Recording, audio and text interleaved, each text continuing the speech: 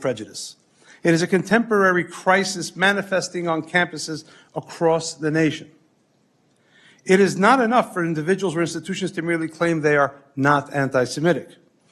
As my father once taught me, it is not enough for people, especially public figures, to be neutral or not be anti-Semitic. One must be anti-Semitic.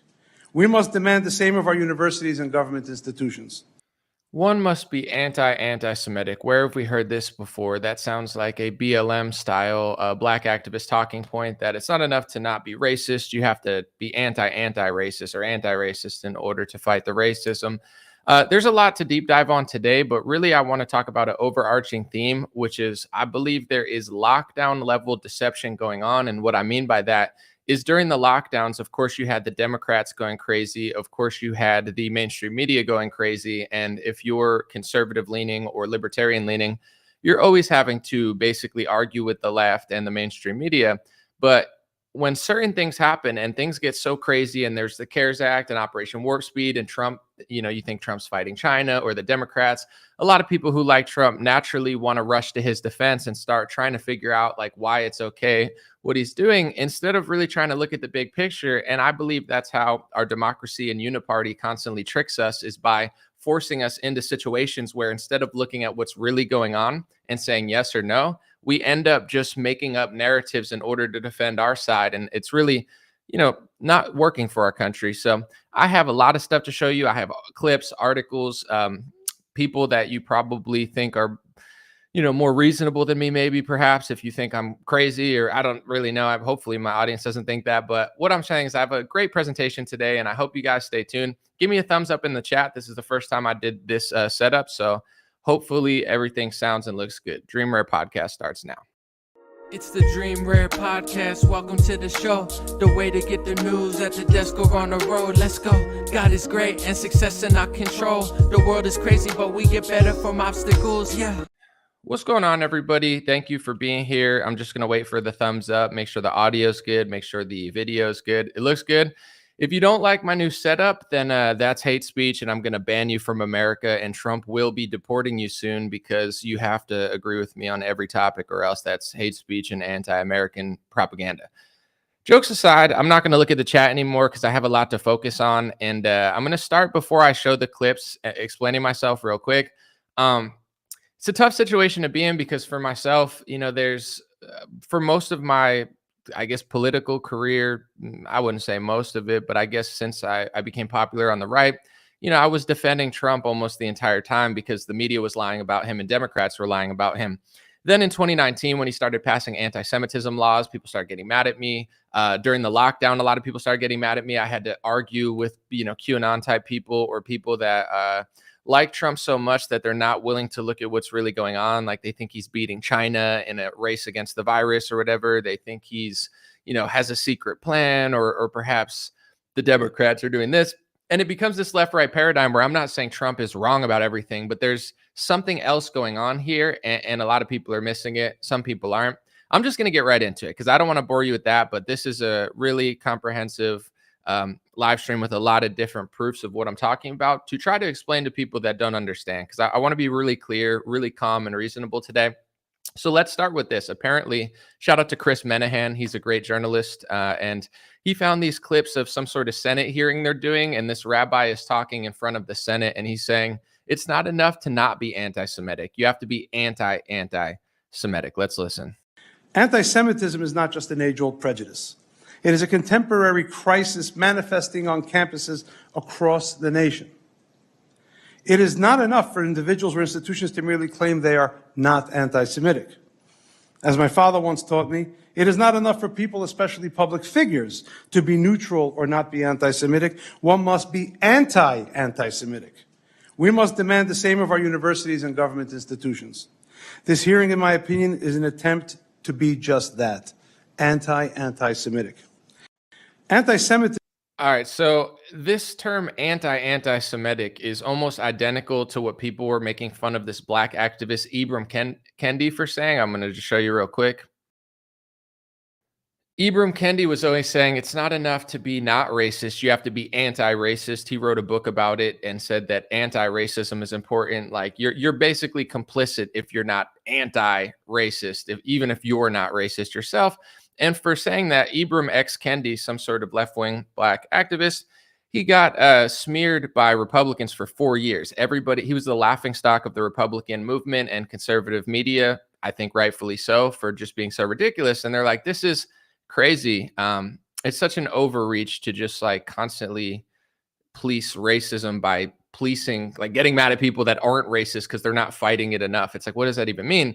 So now the same thing is happening for the Jewish ethnicity, Judaism, and Israel, because the anti-Semitism rules apply to all three of those. It can apply to non-religious people, to ethnic people, or to the state of Israel. So this is the important part about why I'm bringing this up. It's not random. Of course, it wasn't government. It wasn't Senate.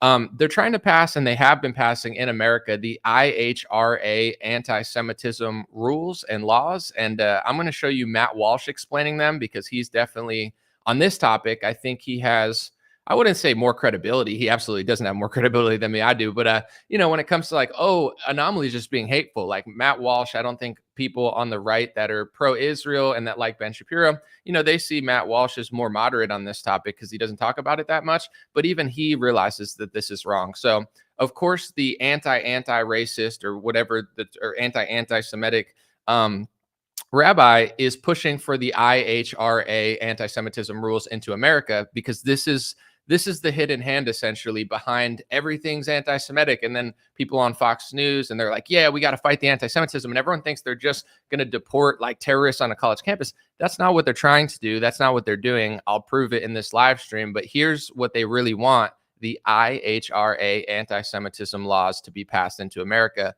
and pushed as hard as the government's willing to push it. The federal government must take urgent steps to address this crisis. The anticipated passage of the Anti-Semitism Awareness Act is a crucial measure that will help define and combat anti-Semitism in educational institutions. The adoption of the IRA definition of anti-Semitism is another necessary step, as it provides a clear framework for recognizing and addressing anti-Semitic incidents. Without these defining developments, universities and administrators will continue to exploit loopholes to avoid taking real action. Moreover, federal authorities must demand a safe learning environment for all students, including Jewish students. Universities that tolerate anti-Semitic harassment should face real consequences. So a lot of people will agree with what he said at the last part. Like, of course, you don't want people to harass other people. I agree. But he slipped in there the IHRA. He said the IRA, or the IHRA anti-Semitism rules, which has already been passed into most American states. There's a list of it. I think it's over 30 now. It's been passed into a lot of universities. Trump is actually sending a letter, his administration, to Columbia and the other universities saying, you have to adopt the IHRA anti-Semitism definition. It's been adopted by dozens of European countries. I mean, you go places in Brazil, it's been adopted. Australia, been adopted. Canada, it's been adopted. The UK, it's been adopted. Germany, it's been adopted. It's literally creepy how many places in the world have adopted this exact definition, because it kind of shows you that there's a global push to pass the same hate speech framework all around the world, and it's not different at all. And apparently, Donald Trump, Chuck Schumer, Brazil, I mean, close your eyes, think of a country, name it, and the chances are that they've passed the exact IHRA definition of anti-Semitism. It's really bizarre, especially when Republicans are claiming that they don't want to end up like Europe with all these hate speech phrases and policing. It's exactly what not only the Democrats are doing, but the Republicans are doing. Here's the thing, and I'm going to show you proof in a second.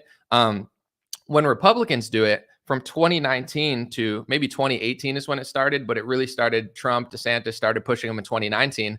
There was really essentially a Republican media cover-up. Like, nobody wanted to talk about it. Ben Shapiro and Charlie Kirk ran around the country basically smearing everybody who was talking about it as an anti-Semite and a far-right extremist. I know I got blacklisted from Republican media. I had friends at companies, I'm not going to name them, but this is like 5-6 years ago. A lot of them aren't even working for them anymore, but they were like, dude, they're calling you far right. They're saying I shouldn't have you on my show. And I was like, why? I'm nicer than everybody at your corporation. Like, why would they be calling me that? And he's like, oh, because of what you tweeted. I was like, what did I tweet? Oh, I was like, oh, about the speech law. So Republicans have been covering this up in Republican press. It's really Zionist media, but Republican media. cover up for like 4 years. And then when Biden started passing them, then Matt Walsh and all these Charlie Kirk type people were like, oh, wow, this is a problem. This is against the First Amendment. This is hate speech rules. And they tried to pitch it to their audiences as if this was some brand new thing that Joe Biden and Chuck Schumer were orchestrating, when in reality, it's a bipartisan thing. It's being passed all around the world, and Trump and DeSantis did it first. Here's Matt Walsh explaining it because he looked at all the rules and he reads them aloud. So I'm going to break this into 3 clips, but Matt Walsh can explain it just so you have another perspective. And you know, it's not just me making this stuff up. It's real and it's happening all over the country. As we talked about yesterday, if you go to the IHRA website to find out what their definition of anti-Semitism is, the first glance won't be very shocking. According to its definition, anti-Semitism is basically hatred of Jews. That makes sense. The trouble really starts, however, when you scroll down the page a bit and you get to examples of anti-Semitism that this cadre of foreign governments has provided. And there you'll find a number of examples which will have the force of law under this bill.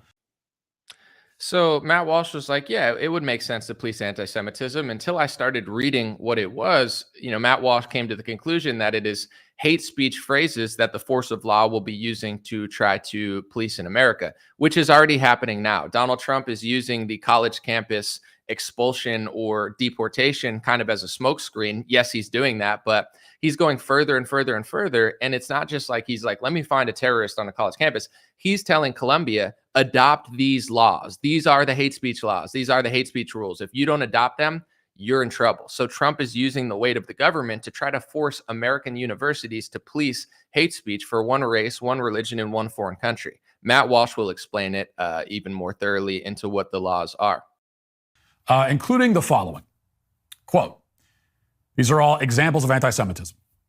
Accusing the Jews as a people or Israel as a state of inventing or exaggerating the Holocaust. Accusing Jewish citizens of being more loyal to Israel or to the alleged priorities of Jews worldwide than to the interests of their own nations. Denying the Jewish people the right to self-determination, e.g. by claiming that the existence of a state of Israel is a racist. Sorry, it's freezing on me. Give me a thumbs up in the chat if it's working. I'm going to just play the clip again. It started freezing on me. I'm not sure why. Including the following. Quote, these are all examples of anti-Semitism. Accusing the Jews as a people or Israel as a state of inventing or exaggerating the Holocaust. Accusing Jewish citizens of being more loyal to Israel or to the alleged priorities of Jews worldwide than to the interests of their own nations. Denying the Jewish people the right to self-determination, e.g. by claiming that the existence of a state of Israel is a racist endeavor. Applying double standards by requiring of it behavior not expected or demanded of any other democratic nation. Using the symbols and images associated with classic anti-Semitism, e.g. claims of Jews killing Jesus or blood libel, to characterize Israel or Israelis. Here's the last clip of Matt explaining why he disagrees with these being passed as basically hate speech rules or laws in the United States of America. Here's the clip. Drawing comparisons of contemporary Israeli policy to that of the Nazis. Holding Jews collectively responsible for actions of the state of Israel. Now, there are a number of very serious problems here. The first is that most of these examples of anti-Semitism, statements that the bill would legally classify as hate speech against Jews, are actually criticisms of the Israeli government. And whether you think the criticisms are fair or not, whether you think they're true or not, it should go without saying that American citizens have the right in any and all contexts to criticize foreign governments in whatever way and using whatever language they want. So Matt Walsh and Charlie Kirk were talking about this during the Biden administration. That's where that video is from. But like I'm explaining to my audience, this is the truth. The IHRA definition of anti-Semitism was first passed into America in 2018 in South Carolina, I think. Then in 2019, DeSantis passed it into Florida. He actually flew to Israel with Randy Fine, who Trump is saying is an America First patriot. He's not. Trump's lying. But they flew to Israel and passed that anti-Semitism bill into Florida. And it's the first bill ever passed for Florida on a foreign land. Like usually in Florida, they pass their bills in America. But DeSantis flew with Randy Fine to Israel to pass this into Florida in 2019. And I got blacklisted for reporting on it. Trump passed this through executive order in 2019. I got blacklisted for reporting it. And And it's been passed by Sarah Huckabee Sanders. It's been passed by Governor Kemp. It's been passed by Glenn Youngkin. It's been passed by almost every Republican state. This is I'm grateful that Matt Walsh talked about it in like 2023 or 2024, but he's almost trying to tell his audience that this is this new thing that's happening. And it's like, whoa, where did this come from? I don't believe these people didn't know this for 4 or 5 years. And now that Trump is doing it on college campuses, he's trying to force the colleges to adopt that definition that includes biblical discussion. Matt Gaetz figured this out, and he said this makes the gospel anti-Semitism. He's like, I'm a Christian. I don't agree with this. Guess what happened to Matt Walsh? He got called an anti-Semite. He got called a denier of historical events, even though he doesn't. And Matt Walsh got replaced by, Matt Gaetz got replaced by Pam Bondi. I'm not saying that's the only reason he got replaced, but I find it really weird that out of Trump's ultra-Zionist cabinet that pushes these IHRA anti-Semitism rules, they almost all do. They're all like Elise Stefanik, Mike Huckabee, etc.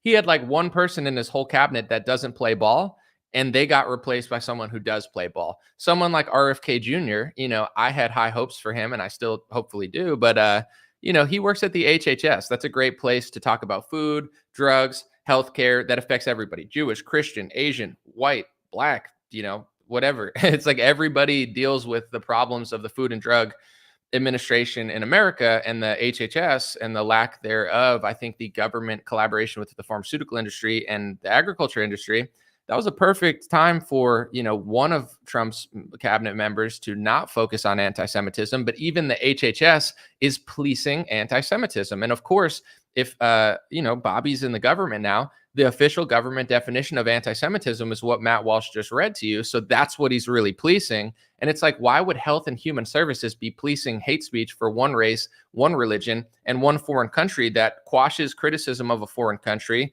that basically makes you establish loyalty to a foreign country, or else you get called an anti-Semite, and one that includes the word Jesus that makes biblical discussion and conversation anti-Semitic? It's Christians are getting tricked into deeming their own Bible and biblical discussion as hate speech, and they don't even realize it because they've been psyop for like 30 years on this topic.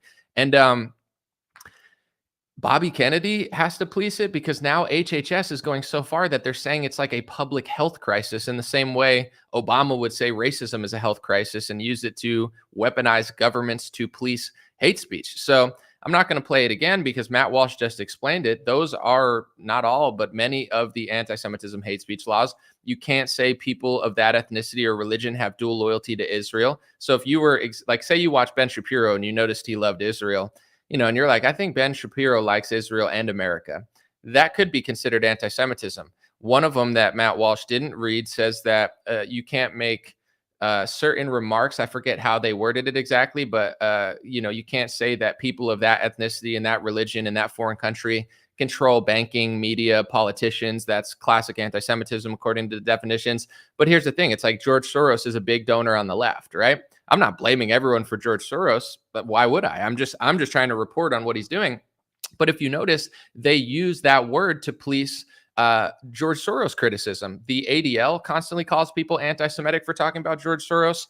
Jordan Peterson recently partnered with some group called the National Contagion Institute or something like that has partnered with the ADL, and they have written whole reports where they're smearing conservatives for talking about George Soros. So because George Soros happens to be Jewish and he's a big left-wing financier, he is protected by the IHRA anti-Semitism rules, because saying he's controlling politicians can be deemed anti-Semitic now. Of course, big donors on both parties happen to be that ethnicity. Miriam Adelson's a big one on the right. She's not the only one, but she's definitely one of the biggest. And Trump has said on stage, I don't have the clip with me, but he said that she always wants things for Israel. Like it's clear that she has dual loyalty. I'm not trying to be rude or hateful, but it's like, if you give $100 million to a politician in America and he goes on stage and says, every time she comes to my office and asks for something, it's for Israel. Now, as a reporter, I could be deemed anti-Semitic for reporting the facts because of her ethnicity and these special speech protections. So there's so many problems with it outside of what's going on college campus universities. But similar to the left-right paradigm during COVID, that's being used as a smokescreen to make people not realize what's really going on behind the scenes. Matt Walsh called this out today, that clip of the rabbi saying you have to be anti-Semitic. And he said that it's indistinguishable from what the left is doing. He was like, this sounds like BLM. Here's some reporting that nobody wanted to do in 2020, 2019, and 2018 because it might be deemed hateful. But when it comes to Black Lives Matter, you have to know who organized Black Lives Matter to know why it sounds similar. I'm not saying this is the only reason, and I'm not blaming anybody. I'm just doing accurate, honest reporting. So Patrisse Cullors is one of the co-founders of the BLM movement, right? And she said this one time on stage, and it went viral in Republican politics because they found an old clip of the BLM co-founder saying that she was passing out books on a college campus, and it reminded her of Mao Zedong's Red Book. Mao Zedong, of course, killed tens of millions of people. He's a communist psychopath. And it's kind of concerning when the BLM co-founder is saying, oh, my book's just like, Mao Zedong's book. Let's listen to the clip. Solutions. I was at the art publications table today, and I was speaking to this young person from Arizona who's trying to fight SB 1070. And he grabbed a book and he said, it's like Mao's Red Book. And I was like, man, that's what I was thinking. And it was just really cool to hear him make that connection. I was like, how about you buy like 10 to 15 of these books and you all have like a youth organizing group where you talk about it and you really try to engage this. And we can just we need to build off of this. And so it's very concerning that the BLM co-founder is like, oh, this book I'm passing out, it's like Mao's book, the guy who just killed tens of millions of people. Okay, so I did a little research and I tried to figure out whose book was she passing out, right? This Mao book that she's proudly passing out. And I did my research and I found out it was a guy named Eric Mann's book. And he is the person who was, who trained her and organized her. She is the protege of Eric Mann, who's a former agitator of the Weather Underground domestic terror organization. So if you look into whose book that she had, you could ask AI. It's easier than Google now. Like, what book was Patrisse Cullors passing out on college campus that she said was like Mao's book? It was Eric Mann's book. So I looked up Eric Mann. This was a couple years ago. And I'm like, let me see about this guy, since he's kind of like the hidden hand behind BLM, or at least the organizer who got them into Marxist policies. And this is the first clip I found literally at the beginning of the clip. I'm just going to play the first 50 seconds of the clip I found because he explains how his ethnic upbringing, his family, and their ideology kind of made him get into Black politics because he wanted to, stand up to the anti-Semites, apparently. So let's listen. How did you get started? Well, I come out of a Jewish, socialist, somewhat anti-communist tradition. Not me, but that's what I come out of. Very strong anti-fascist. It's a joke, but I say that the fascist bastards were the first words that came out of my mouth because that's all I kept hearing about fascists and Jews and genocide. And all right, listen to the second part of the clip very closely, because this is how he got into his politics and how he got into the Black, BLM type stuff. I'm very proud of my parents for not. At 5 years old, I was thinking about people starving in Europe. Yeah. I didn't know what Europe was. And there's a world made up of Goyim who attack us and put us in concentration camps, and we got to fight them. That was the main point. My mom said, stand up to those anti-Semites. Don't let them push us around. So then when I met the Black movement, I said, oh, I thought Jews were assertive. Wait till I saw this is the ultimate assertion, the ultimate anger, and... So that's where his inspiration came of. He was raised in a household where they told him that the world is made up of Goyim, which means non-Jewish person, and you have to stand up to those anti-Semites. And he was doing that, and then he found Black people, and he was like, oh, their anger is so much righteous, and it's like they're angrier than I am. Let me see if I could work with them. Like, I mean, essentially that's what he's saying right there.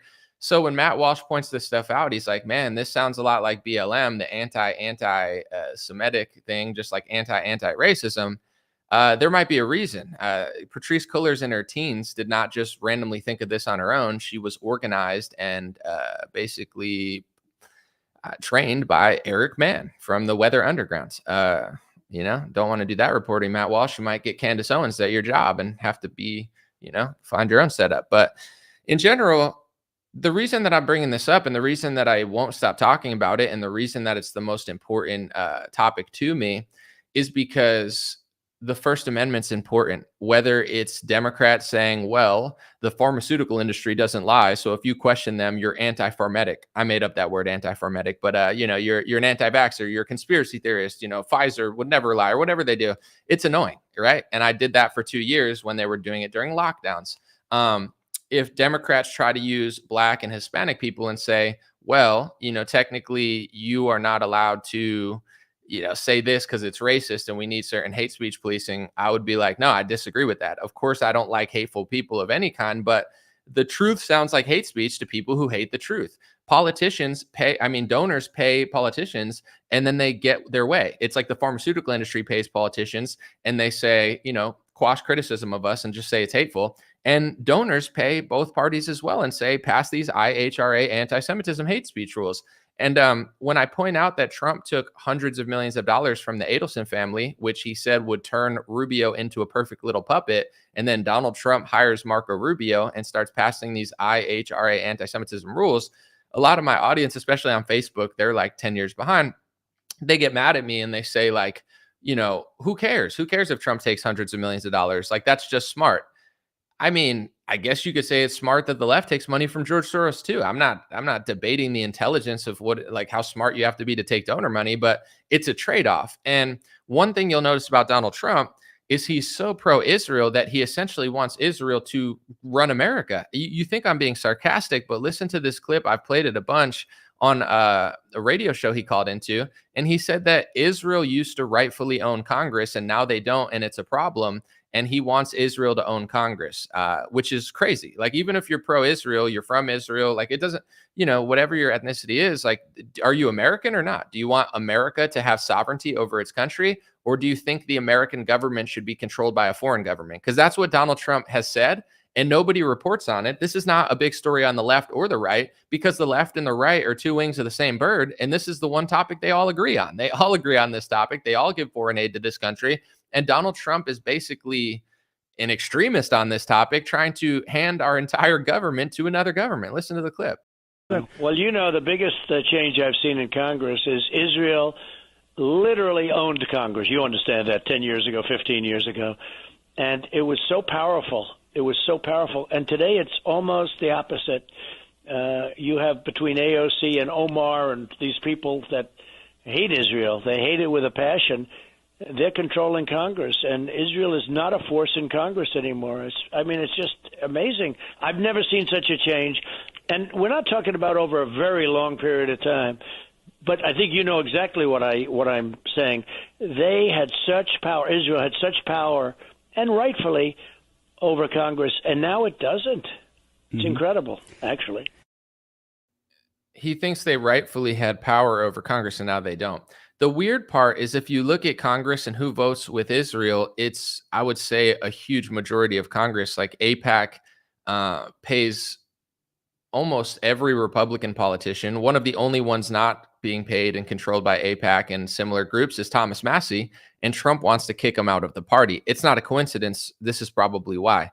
If you go to the Democrat side, a majority of the Democratic Party is also being paid by AIPAC. So this idea that they don't completely control our Congress enough, like, I don't get what Trump wants. It's the same with the speech rules. Like, if he wants to support Israel, sure. If he wants to give money to Israel, okay. People don't have to agree on foreign policy. It's like giving money to Ukraine. But if Trump wants to do that, it is what it is. I don't have to like it or agree, but it's different just giving aid to a country and then giving aid to a country and then passing speech laws for that country in your country and basically weaponizing the ICE and the DHS for that country. Like, I should have uploaded this clip because it's a good one, but Tim Dillon's a comedian, and in his recent podcast, he was like, is America just doing the bidding of the government of Israel? Like, I think everybody notices it. Everyone does notice it, except for like a lot of older Republicans and some people that are just so into Trump that they can't see this. But it's becoming mainstream talking points on Theo Vaughn, Joe Rogan, Tim Dillon. It's not like everybody woke up one day and was just like randomly hateful. It's so obviously prevalent in the Trump administration. I know that Trump is a super Zionist. I know that Trump is super pro-Israel. I know that Trump is, like, kind of, in my opinion, a sellout on that topic because he takes money and then uses it against American sovereignty and interests. But here's the thing, like, even I underestimated how far he was going to go. I didn't think he was going to use the DHS and ICE to deport people who never committed a crime simply because they're against Israel. And I want to be clear about this, because the straw man on the right that everybody's saying to try to cope with how ridiculous this is, they'll say, I believe that everybody should be deported that protest in our country. Like if you're in our country, you shouldn't be allowed to protest because you're causing a ruckus. Here's my thoughts. First Amendment wise, I don't know that that's the rule of our country. I don't know that if you have a green card and you're not a citizen, you can't vote. But I don't think you don't have the First Amendment. Like I'm not sure that that's the case. So we'll see what the courts say. Not that I trust the courts, but it's not really as simple as people are trying to make it. But let's just say I agree with it, because ethically, I'm like, you know what? I do kind of agree with that. I'm not a constitutional lawyer, but ethically, I do think I agree with Republicans that everyone protesting in America, causing a ruckus, doing weird stuff on colleges campuses, like, are you in America to be an American, or are you in America to be a protester? I would understand if the American government wanted to deport all protesters. But here's the thing. That's the made up hypothetical that people are coping with, because that would make more sense than what's happening. The reality is every protester is not being sent home. You could protest anything in this country if you have a green card and you've never committed a crime, except for Israel. Apparently, the one girl just wrote an op-ed against Israel, never mentioned Hamas, and they're trying to say that she's pro-Hamas, because it's like, say you disagreed with Israel a little bit. They could say you're anti-IDF or you hate all those people. Like, there's always ways to spin everything. If you disagree with Ukraine, you're pro-Putin. If you disagree with Putin, you're Zelensky. Like that. Those are the games the Trump administration is playing to subvert the law and be like, you know what? She needs to be deported. And it's like, they're not going to apply it to everybody. I saw a Cernovich tweet. He said, I would be fine if they deported Israeli protesters as well. Any, Israeli that's not an American citizen at college campuses protesting, causing a ruckus, should be deported too. And here's the thing. I do agree, but it's just a hypothetical. Like, that's never going to happen, because Trump is a Israel sycophant. He's not going to apply this to every Russian, Ukrainian protester, everybody protesting seed oils or the HHS or whatever. Like, it's only for Israel. Speech laws for Israel, boycott laws for Israel.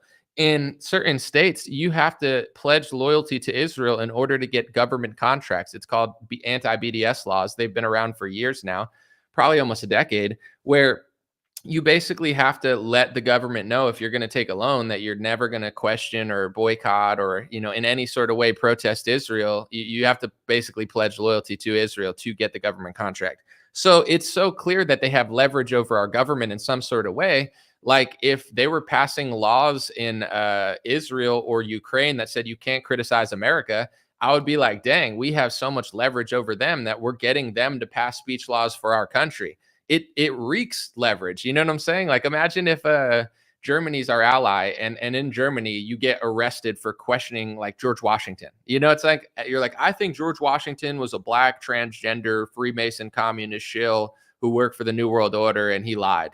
It's like, imagine if you went to prison in Germany. Like, why would you go to prison in a foreign country for questioning someone else's history?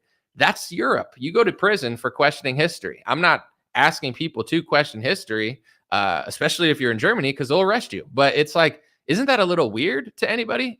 So in the United States of America, it's not about whether you do or don't support the country, or that you think they're the greatest ally or not.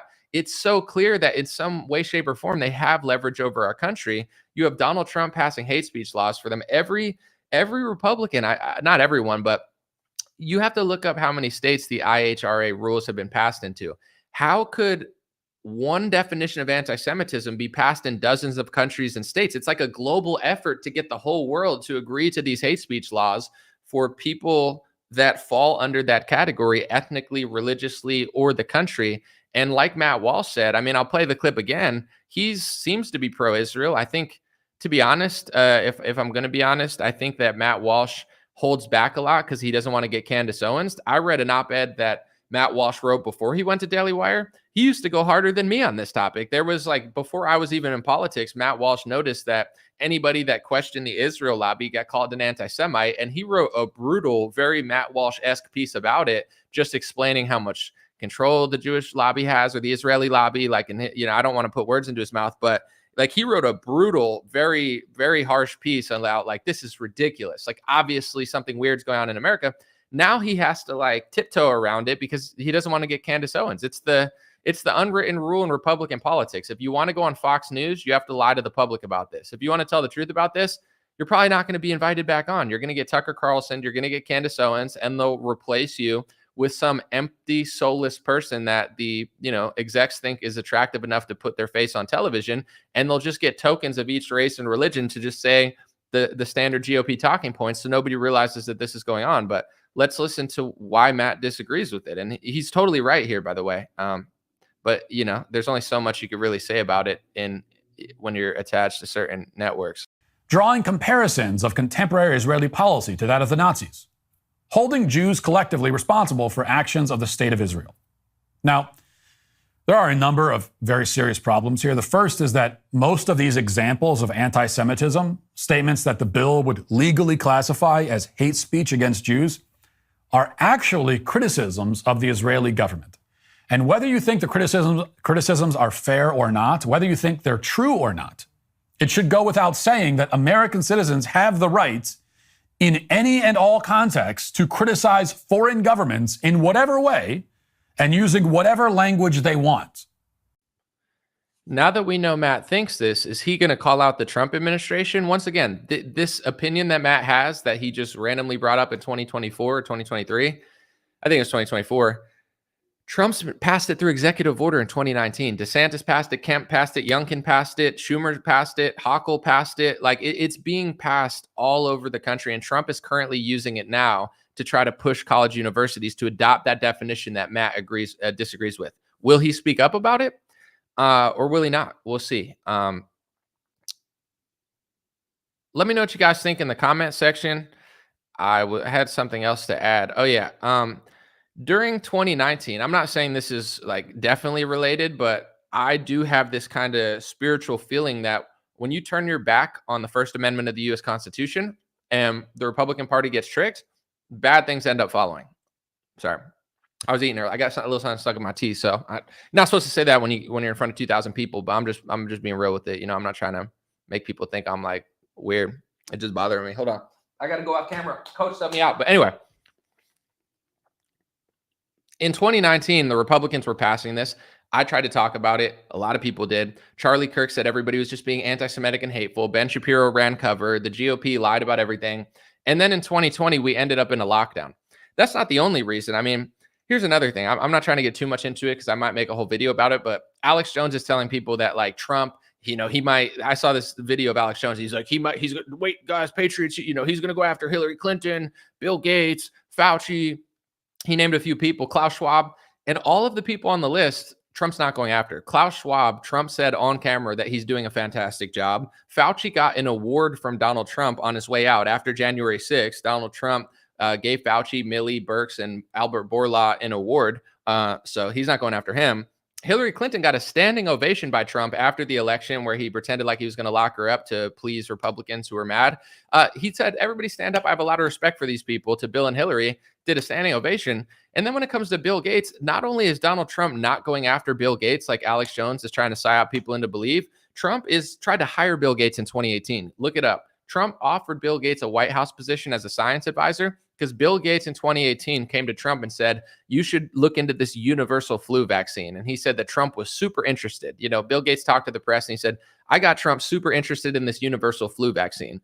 I'm not asking you to believe Bill Gates, but I am asking you to connect the dots because in 2019, a couple months before the pandemic, Donald Trump passed an executive order for a universal flu vaccine that established a task force and brought together all branches of government for a vaccine that's as strange as all branches of government, including the HHS, coming together to fight anti-Semitism. It's like, yeah, I understand there's a pharmaceutical industry, but what does every branch of government coming together have to do with it? Same with the anti-Semitism. It's like, I get it, but like HHS, yeah, they got to be involved in it too. It's now food. And what do we got to look for? The anti-Semitic sprinkles that Vivek Ramaswamy was talking about in front of the RJC. It's a little weird. So it's like Trump listened to Bill Gates, offered him a position, and then passed what Bill Gates told him through executive order a couple months before the pandemic. And then Alex Jones also is lying about, like I said, I might make a whole video on this because he's just being so dishonest. It's ridiculous. There's the video that David Knight used to play of Alex where he was telling people like, Trump's fighting the CDC to get a different vaccine that's basically sugar water. That's not a big deal. Like, that's what Alex Jones was saying. Like, he's got this alternate plan. He's doing the QAnon thing where it's like Trump's got a secret plan to get this other vaccine that's totally different. That's not a big deal. And it's like, bro, the Moderna vaccine was joint owned by the government. Ivanka tweeted out that Trump was working on it even before the lockdown happened. And Trump tweeted multiple times about the Moderna vaccine coming out, trying to rush the FDA to get it out even faster. Is that he wasn't fighting the vaccine industry? Trump is the father of the vaccine. The Pfizer vaccine, Trump's administration and Biden's administration, they both purchased hundreds of millions of doses of Pfizer. You could look that up. They both purchased hundreds of millions of Pfizer doses. And when it comes to J&J, Trump's friends with the family, and he stood up for them when their vaccine got pulled from the market. Like every vaccine, Trump was behind in some sort of way. So this idea that he was fighting them, it's the point that I brought all that sort of stuff up is when it comes to Bill Gates, not only did that happen and nobody wants to report on it because they don't want to lose Mar-a-Lago access or they're just phonies. Doug Burgum is one of Bill Gates' guys. If you look up Doug Burgum, he was the governor of North Dakota. Bill Gates gave him $100,000 to run for North Dakota. That might not seem like a lot to you, but for a North Dakota governorship, I think it's not a cheap amount. And then he posted a bunch of Facebook pictures with Bill Gates being like, Bill Gates is around, blah, blah, blah. This matters not only because he got lobbied by Bill Gates, but there was a big case. I don't know the exact North Dakota law, but they have some sort of rules and laws against just rich people buying up all their farmland because North Dakota is pretty base, pretty conservative, and they know the risk of just letting foreign countries or elites just buy everything up. But there was a controversial court case because a lot of people in North Dakota thought Bill Gates should have lost. He was trying to purchase all this farmland in North Dakota. And people were like, yeah, this is not, he shouldn't be able to do it. But the courts decided that Bill Gates was able to do it. And I'm not saying I know this for sure, but I don't think it's a coincidence that, Bill Gates lobbied Doug Burgum before that court case. Like, you're friends with the governor. I'm sure how could that possibly be coincidental? You pay the governor wins, you're taking pictures with him. A couple of years later, you win a controversial court case that the people don't want you to win. Obviously, there's something going on there. So is Doug Burgum getting punished for basically selling his country, his state out to Bill Gates? No, he got hired for the Secretary of Interior by Donald Trump. And the Secretary of Interior is essentially responsible for all of the land in America, including the national parks, etc. It's one of the highest, if not the highest position in that category. So he got rewarded for selling North Dakota farmland to Bill Gates or being somewhat involved in the government at the time. Not being somewhat, being absolutely involved in the government at the time. Possibly somewhat involved in the case or, possibly pulled some strings. Who knows? With that being said, this is my issue with not just Alex, but certain people. Everyone's entitled to their own opinion. Nobody has to agree on everything. But we have to really figure out that we need to stand up to our own party. If this is the cycle of politics, which it was like during Trump, it's like the first 2 years you defend him because Democrats are acting crazy.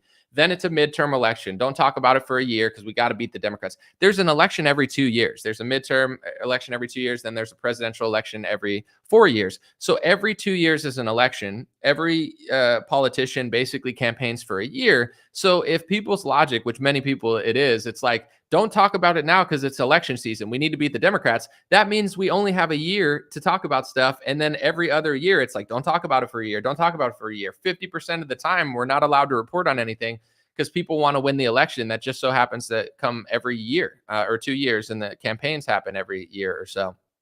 With that being said, also there's all these side plots. Like the Tesla plot is like the ultimate just slop plot for like the masses to, complain over. And I'm not saying it's not happening, but you got the Democrats that are essentially like just going crazy over Elon Musk.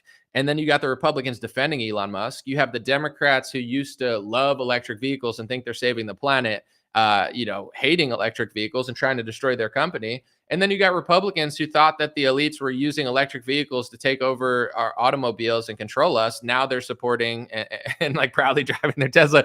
So it's like a complete inverse. But besides that, it's also just a narrative that doesn't really matter. Like I defend Elon Musk against terrorism. I defend Tesla against terrorism.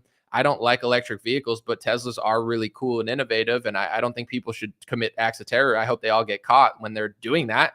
But with that being said, it's like, I'm not going to spend 4 years. Like that's like, I'm not trying to be rude, but that's like David Harris Jr. and Terrence Williams Facebook level posts. It's like every day it's like Doge, Tesla, and all like the Facebook boomers like Tesla. No. And I'm not trying to be rude because I like Terrence and David's okay, but that's just the reality of the situation. Like they're not going to deep dive on these topics because their loyalty is to Trump, not to the Constitution, not to America, not to our sovereignty. It's like they're just fans. They're like equivalent to a Steelers fan who likes the Steelers and just talks about how they're going to win the Super Bowl every year. And we get a lot of backlash sometimes because people can't fathom it. They don't get it. They're like, why are you talking about Trump taking donor money? I'm like, because he says that a foreign country should own our Congress. And I don't think that's a coincidence. And they'll be like, well, Biden took donor money. And it's like, yeah, that's all. Like, yeah, I'm not saying these people, and I'm not trying to say these people in a derogatory way.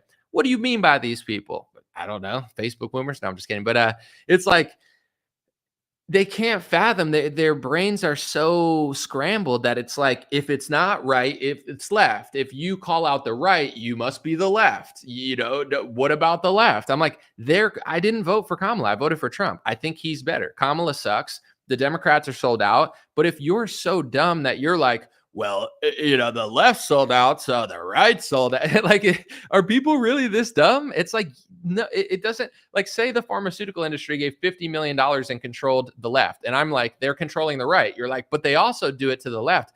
That's the point I'm trying to make. They do it to both parties. And that's why we can't get anything done. They control both parties. When it comes to the big donors and Trump talking about Zelensky not having the cards, the truth is, if you look at Trump's actions recently, he's now turning on Putin and saying if Putin doesn't wise up, he's going to push sanctions. And he's really mad at at Putin for saying that Zelensky, isn't legitimate. He's like, Putin better calm down with that rhetoric saying Zelensky's not legitimate. 90% of your base thinks he's not legitimate. Your administration says he's not legitimate and he needs to have an election. Yet now you're going to fight Putin again? The truth is, and I hate to say this, and a lot of people, it will go over their heads, but Trump doesn't actually have the cards. Like, it was a great expose for us, and it was fun for him to like say, you don't have the cards, Zelensky. Trump's controlled by the same handlers as Zelensky's controlled as. So he might have gotten a PR win against Zelensky there, but Zelensky's handlers essentially are Trump's handlers, in the same way that everybody knows USAID was a bunch of Democrat things all over the place and like shell organizations where they're all doing the same thing under different organizations. That happens not just on the right, but on a global scale of countries as well. It's like, I believe that Ukraine is basically a shell country of America. People in Ukraine probably don't know it. They're like, we're fighting Russia, we're Ukraine. And it's like, you're basically controlled by America now. Like, we're funding you, we're providing all this stuff. Your politicians have long sold out their sovereignty if they even ever had it. The same thing with America. America's a shell company of a different country. Theo Vaughn talks about it all the time. I'll give you a hint. It's the one that they're passing speech laws for in America. Because if we weren't essentially a shell country or company for another country, why would we have hate speech laws that stop us from talking about another country? It's because we're controlled and owned by that country. And anybody who knows that we're controlled by that country to some extent will get smeared as the word that they're trying to pass into our legislation. So, don't be surprised. And I hope this doesn't happen. I'm rooting for Trump. I think Trump has good instinct in Russia and Ukraine. I think Trump wants to do the right thing. But the truth is, I don't know that he has the cards. So now he's starting to shift his rhetoric. And now he's starting to talk in a totally different way while not ending the war. And, I believe that the reason that this is happening is because even though the Ukraine-Russia war has been devastating for Russia, devastating for Ukraine, devastating for us because we're paying for it, hundreds of thousands, if not millions of people have died. I'm not even sure the exact death count number. It's been a catastrophe. It's been bad for other of our allies in Europe because of the complications of what's going on there in the economies. But what does it serve if it's like hurting everybody? It serves Israel in the sense of, and I'm not blaming Israel or Israelis, but Israel is fighting a war against Iran, Syria, the Houthis, or like all of that situation. Russia was helping in Syria at one point, Bashar al-Assad, and it's all like little proxy wars. So now that Bashar al-Assad's been taken out, that wasn't for Syria. That doesn't help Syria. That doesn't help America. That doesn't help Christians. Like, who does that help? Destabilizing an entire country that was stable and now people are getting slaughtered. It helps the people that control our country. I'm sorry. I don't know any other way to put it. And I don't care if people falsely labeled me as hateful my whole life. I'm not hateful. This is not hate speech. It's the truth. The truth is being labeled hate speech because big donors are paying off both parties to sell our country out. And it's ridiculous. And everybody's starting to notice, that's I saw John Rich tweet recently. I like him. He's like, dual citizens shouldn't be allowed to serve in U.S. government. Am I right? And I'm like, are you right? Absolutely. Yeah, you're right. Is it going to happen? No, because in America, not only are they not going to stop dual citizens from serving in the US government, they're going to attack, and the press and the politicians and the legislation being passed is going to attack American first patriots who notice that there's a bunch of dual citizens in America selling us out to foreign countries. So it should happen, but it's not going to happen because Trump and the GOP is working for the same exact thing. And, if I'm just making a prediction, this is not a fact by any means, but if Trump turns on the whole Russia-Ukraine thing and he starts sounding like the deep state and the neocons all of a sudden, which he started to do for the first time this week, it's because fighting Russia helps the other country that Trump essentially works for. So, even if it at whatever cost of American citizens and Russians and Ukrainians, it's like, if that will weaken them to allow our other allies to do other sort of war policies, then, Trump might see it as worth it, because usually he does. If he prioritized America over that country, he wouldn't be passing hate speech rules into America that included the Bible. And to the Bible thumping, like Schofield Bible Zionist Republicans that are Christians that think that this is all okay, I'm just here to say this. I don't care how much you support Israel. I don't care how much you like Israel. I don't care how much you worship Israel, although you should probably be worshiping Christ and God, not Israel. But in general, these hate speech phrases that they're passing into America and all over the world deem biblical discussion anti-Semitism. Are you so brainwashed by fake pastors and fake opposition media that you're so for another country that you're totally okay to ruin the First Amendment in your country, give up complete sovereignty, and pass hate speech phrases that make your own Bible hate speech and biblical discussion hate speech? Now, having church discussions about who killed Jesus can be considered hate speech by the government, by the legislation. Eventually the goal is probably to have that not be able to be taught in certain areas, because at a certain point they have the First Amendment, so they can't completely destroy us right now in the sense of like taking away our sovereignty and right to speak about it, but they're trying by passing it into schools, they're sneaking in every sort of ways where they're like, I can't stop you from talking about it, but if you're getting funding, I could stop your school, I could stop your nonprofit, I could stop this.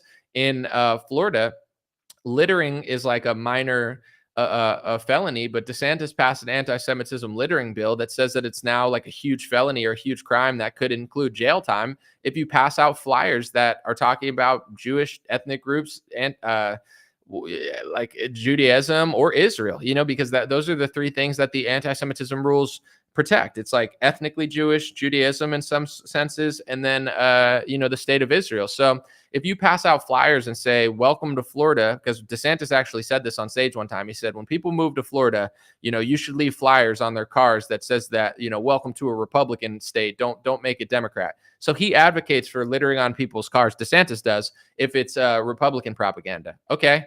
But if you do that for Israel, like if you have criticism of Israel or say like foreign aid, we're giving them hundreds of billions of dollars over the course of decades, you could go to jail now in Florida, because although DeSantis can't arrest you for your thoughts and your speech, he can hype up a littering charge for one situation. And once again, he's not hyping up every littering charge or every political propaganda. Like if you do Ukrainian propaganda or Russian propaganda or like anti-war propaganda and you're posting on people's cars, he's not going to throw you in prison. But if you do it against Israel, he probably will. So it's like the Republican Party is finding every work through to push this into legislation. And what they do is on the media, they just yell talking points. Like people are like, he works for this group and that group. And it's like, first of all, it's not true, but also they'll put like one situation in front of your face for like a year, like it's the O.J. Simpson trial or something. And then they're passing all these bills that you don't even know about. Like every time I post about this stuff on Facebook, people just yell what they think, what they heard, what they want to be true. And it's like, I'm not trying to have a hypothetical debate about what I want. I want, candy canes to fall from the sky, and I want Gene Wilder to pop out of my closet singing, a Willy Wonka song. Like that's what I want. I have dreams too. I wish my walls were made of ice cream, but eating the ice cream gave you 6-pack abs. We all have dreams. Like I wish my chairs were made of, like the Wagyu beef jerky, but they're not. So, if you're going to talk about politics, why make up stuff that's not real? They're like, anomaly, you don't get it. I get it because I read and research all this information. I know what they're passing. I've known since 2019. I read the bills. I read the legislation. You just repeat what Maria Bartiromo screamed at you on television or what Charlie Kirk said, You know, he's like, "Wah, wah, wah." He looks like a South Park character. It's like, that's what you're telling me. I know what's happening. I'm reading it. And I want to end this live stream on this note because I want to try to keep it under an hour. When it comes to politics, like, why spend so many years in politics? Like, not just people who talk about it, but if you're watching this video, most people that watch my stuff or watch anybody's stuff have been politically active for 10 years. So you have no excuse. You can't be like, well, normally, you study this stuff all the time. Yeah, of course. I'm not, but I don't think I'm so much like I don't have this like I'm better than you because I study it all the time. It's like, if you've been paying attention to politics for 10, 20, 30 years, like, you should know just as much as me. Like, just like I talk about it, I'm also a consumer of it as well. So if you're going to be involved in politics, I don't understand the benefit of just like not knowing anything. It's like, I made this example on my Instagram live, and I think it's a good one. If you use artificial intelligence like Grok or Chat GPT, the more you give it, the more it can give back. If you say make a penguin, it makes whatever. If you say make a penguin that looks like an anime character, it does that. Make a penguin with a gold chain with a sign behind that says dream rare. You know what I'm saying? And then it will do that. The more information you give AI, the more it'll give back. Like, it's basically based on what you say. It's the same with your brain. Your brain is not artificial intelligence. Your brain is intelligence. It's natural intelligence. It's real intelligence. It's human intelligence. So the more you input into your brain, the more you know. The less you know, the less you put in your brain, the less you're going to know. So it's like, so many people get mad and they're like, why do you think what you think? Because I'm imputing all these things. Like, I know Trump took hundreds of millions of dollars from donors. I know that he said a foreign country should control our Congress. I know that he's been on stage and said that they always ask for things for Israel. I know that he passed the IHRA anti-Semitism laws in 2019. I saw the executive order signing. I know who was standing around him in the executive order signing, including, I think, Robert Kraft, who ran the anti-Semitism ad with Snoop Dogg and Tom Brady. Alan Dershowitz, who I think at one point was Epstein's lawyer, but he wrote a book about how he's innocent or whatever. And, maybe he is. I'm not accusing him of anything. I'm just saying, like, I know more than most people, not because I'm so smart, but because I'm not stupid. I don't know. Like, I want to know what's going on. I don't want to be dumb and ignorant. And everybody just wants to be a sports fan. Like, they're like, I like Trump, so I will just think that everything he does has a reason. Like, even with this might go over an hour, and I'm not going to apologize for it. I got almost 2,000 people and I'm in the zone, so I might not even cut this short. But when it comes to the whole signal leak story, yeah, the Democrats are lying about it. Yeah, they're always going to be annoying. But for people like this Goldberg character that was on the group chat, the Atlantic journalist, somebody in Trump's administration added him to the group chat. If that's the case, it's equivalent, in my opinion. Like, this guy is like a Hillary Clinton-esque character. Like, you guys don't like Hillary Clinton, you think she's deep state or whatever. So is this journalist in a sense, like, he is the exact same archetype of like people that play both sides and start wars or whatever. So it's like, that's how big of a story this is, not because Trump should be in trouble for it, but he should care that they're adding these type of people to government group chats. Like, that, to me, that just shows me that they're working together. They're so close. Like, I don't add people by mistake to group chats, but if I ever did, it would either be on purpose to leak the information to them, which is troubling, or it would be I made a mistake and that person's like at the top of my contacts because I talk to him all the time. In any case, Trump should fire this person. That's if Trump actually wasn't in bed with all of them too, which he is. He's just like Mike Waltz and Goldberg. He just plays a different role. So that's what the Signal Gate shows you, that they're all working together and they don't even care. It's not even a big deal. The left-right conversation about it is just like a low-hanging fruit conversation for people to have. But so many Trump supporters, like when I posted on Facebook, they're like, it's 3D chess. Trump's trying to oust, he's trying to throw a smoke screen to see who is and who isn't loyal. And it's like, this, people do QAnon fanfare. They have no intelligent input in their brain of like all this information to see what's going on. Literally, their entire understanding of politics is like, I like Trump, so I will try to twist every single thing that happens to, make an excuse or make the best case scenario in my brain of what's going on. And the truth is, Donald Trump has good instinct, but he has no reason to please his base because they don't put any sort of political pressure on him. The donors give him hundreds of millions of dollars. They get what they want. The deep state has a lot of infrastructure. They get what they want.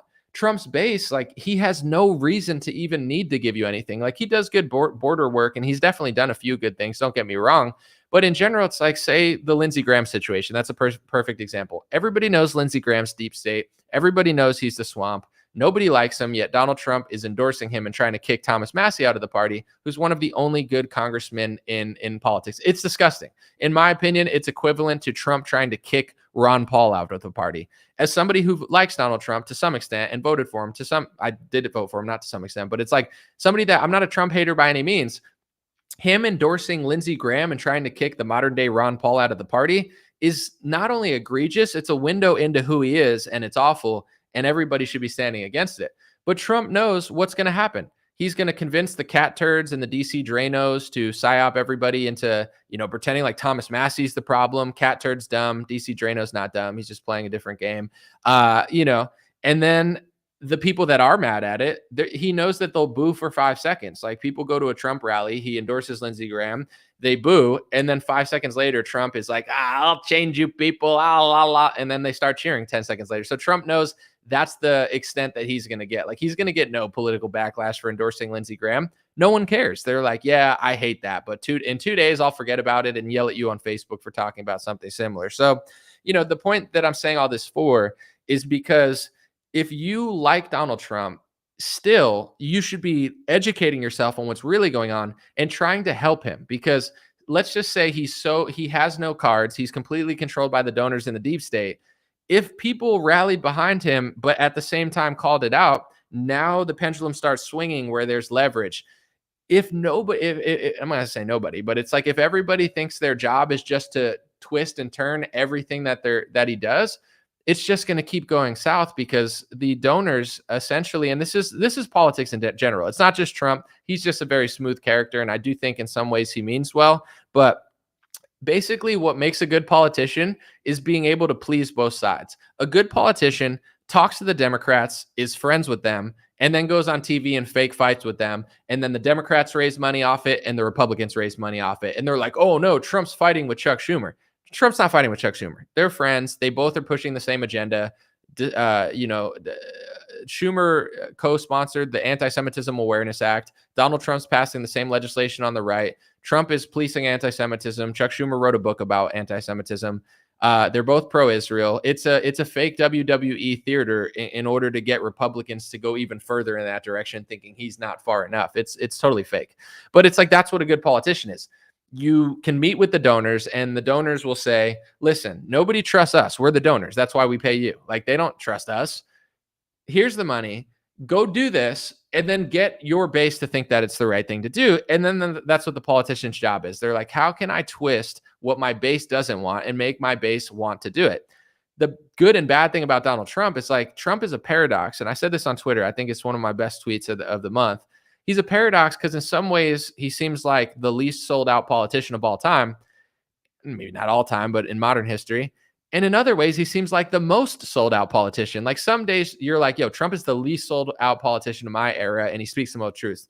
Other days I look at what he does for the country that must not be named, and I'm like, I think Trump might be the most sold out politician. Like, I think he's like the final handing our country over to that country. Like, he's going at warp speed to be like George Bush Jr., yet his base can't see it because they like him so much. So it's like, he's the least and most sold out politician at the same time. He's a complete paradox. And he's so charming, so likable, and so honest on other topics that so many people in his base, they can't see through what he's doing.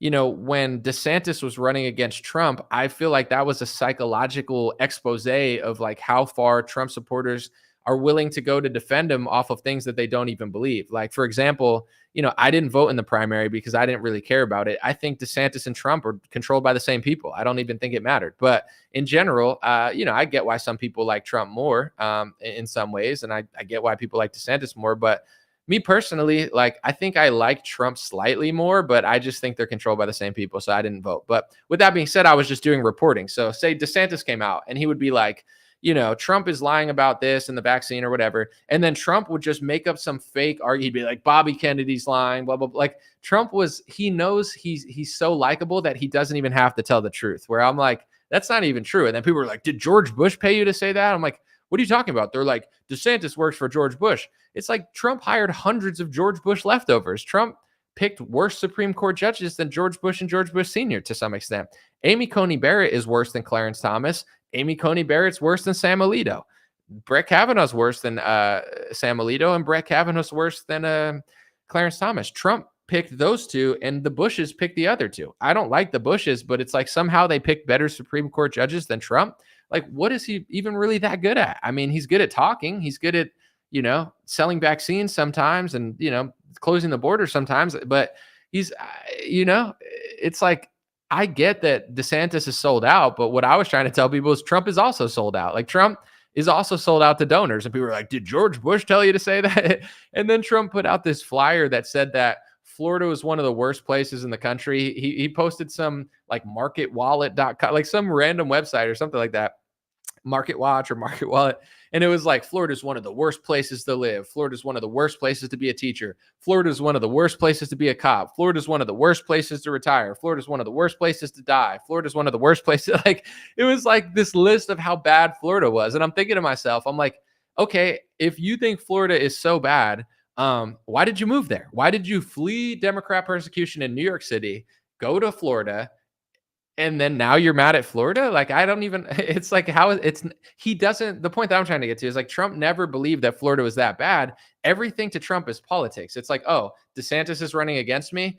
I need to destroy this guy no matter what it takes. I wish he would have just destroyed DeSantis with the truth. When Trump leans into the truth, when Bobby Kennedy leans into the truth, they're unstoppable. They're both very honest people a lot of the times. And it's like, they have to lean into the truth. Every time they stop leaning into the truth, they lose a lot of support. And it's not a surprise. Like, they won the election because they were playing off the left. They were playing off the attempts on Trump's life to, create this hero narrative that he's coming to save the day. And it's like when Joe Biden's terrorizing America with his horrible policies, everybody's looking, it's like, being in a storm with no water, you're just looking desperate. Like, where can I get some water? And Trump's like, I got the water. Bobby Kennedy's like, I got the water. Bobby Kennedy has decades of great speeches on the Food and Drug Administration. They get in office. They have so much leverage behind them. And then Trump with the deportations, it's like, dude, deporting gang members is okay. Deporting criminals is okay. Like, that's what we all voted for. Deporting foreign students with a green card who never committed a crime because they wrote an op-ed against Israel. He's creating tens of millions of people unnecessarily against what he's doing, which is going to make it harder for him to do it and win the next election.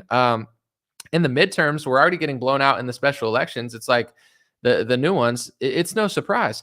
If you look at the election, obviously Trump is better than Biden, so he got a lot of votes, but people don't like to analyze things of how they happen because a lot of people like to just say what they believe. Like, I voted for Trump for this reason. Sure.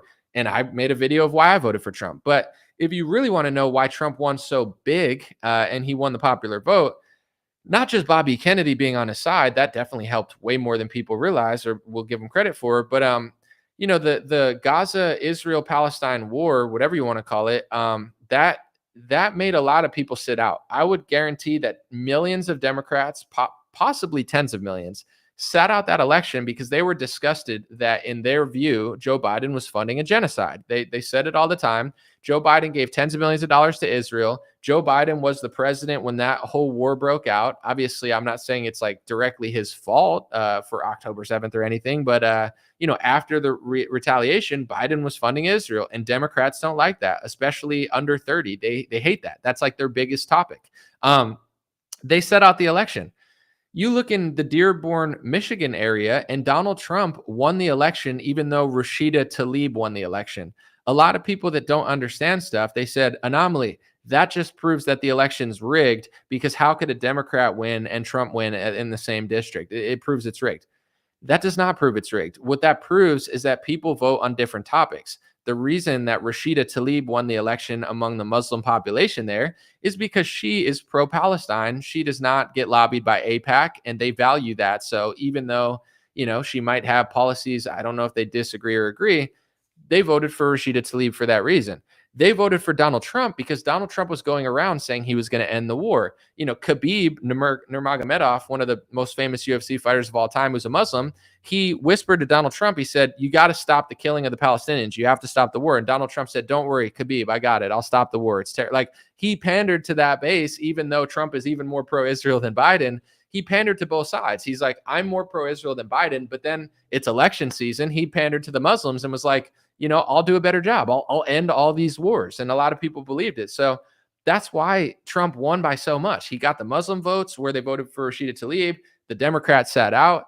By going further, even myself, I mean, I don't know right now because the election's not today, but if the election were tomorrow, I would stay home. It would pain me to do that because I really hate Democrats. They're so bad, but Trump is weaponizing the Department of Homeland Security and ICE to police the IHRA anti-Semitism hate speech laws and deport green card holders who never committed a crime because they are opposing the country that America gives the most foreign aid to.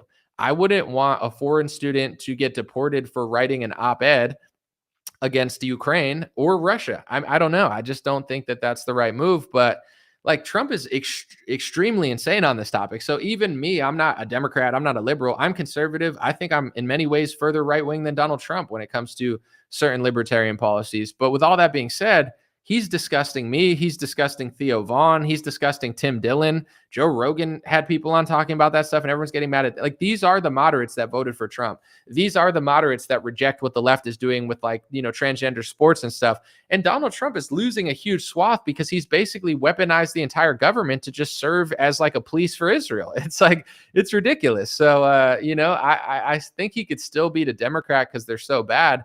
But to think that Trump has the same coalition he had 7 or 8 months ago is delusional. And the only people who think that are people that have their heads so far up his you-know-what that they don't really know anything. So it'll be interesting to see how this stuff plays out. But I believe his supporters need to say, if you're a First Amendment advocate, you have to let Donald Trump know, regardless of your stance on Israel, regardless of your ethnicity or religion, if you're truly America first and you prioritize America and our Constitution, you have to ask the GOP why they're passing hate speech phrases for one race, one religion, and one foreign country that includes biblical discussion and outlaws biblical discussion, as well as just criticisms of people like George Soros. It is also deemed anti-Semitic under the IHRA laws. And I have dozens of examples and dozens of special interest groups that write, op-eds and pieces on this. Like I've done so many videos on it. I don't have it all now, but the GOP has no plans of stopping. They don't have to stop because they know that Republican journalists will not report on this stuff. They know that the media blacks out anybody that talks about it and smears them. If you want to know what the woke right op is, I could just tell you right now and summarize it, because people like Konstantin Kizin, James Lindsay, Seth Dillon from the Babylon Bee, and others are trying to say that Candace Owens and Tucker Carlson are the woke right. These are people that I believe prioritize Zionism over America, pointing out all the people who prioritize America over Zionism and America over Israel and America and the First Amendment over hate speech laws, and trying to psyop Republicans into turning against them. Because you'll notice that they can't fathom what, Tucker's very basic on this topic. He really doesn't even say that much, but he does prioritize America. He does call out the foreign wars. He's not super pro Iran war. He's like one of the only major Republican journalists that's against war with Iran. Everyone else supports it. That's why they're trying to frame him. It has nothing to do. He's not woke. How is Tucker Carlson woke? He's like the least woke people. It's people that know that Candace Owens and Tucker Carlson are more famous than them and telling the truth about topics. They know they can't debate them or beat them. So they're trying to trick people into thinking they're woke. It's people that prioritize what I'm talking about over our country and our Constitution. They know what I know. You think I'm the only one who did this research in 2019? Like everyone's completely clueless. If your job is to study politics like these people are, you think Charlie Kirk didn't know until 2024?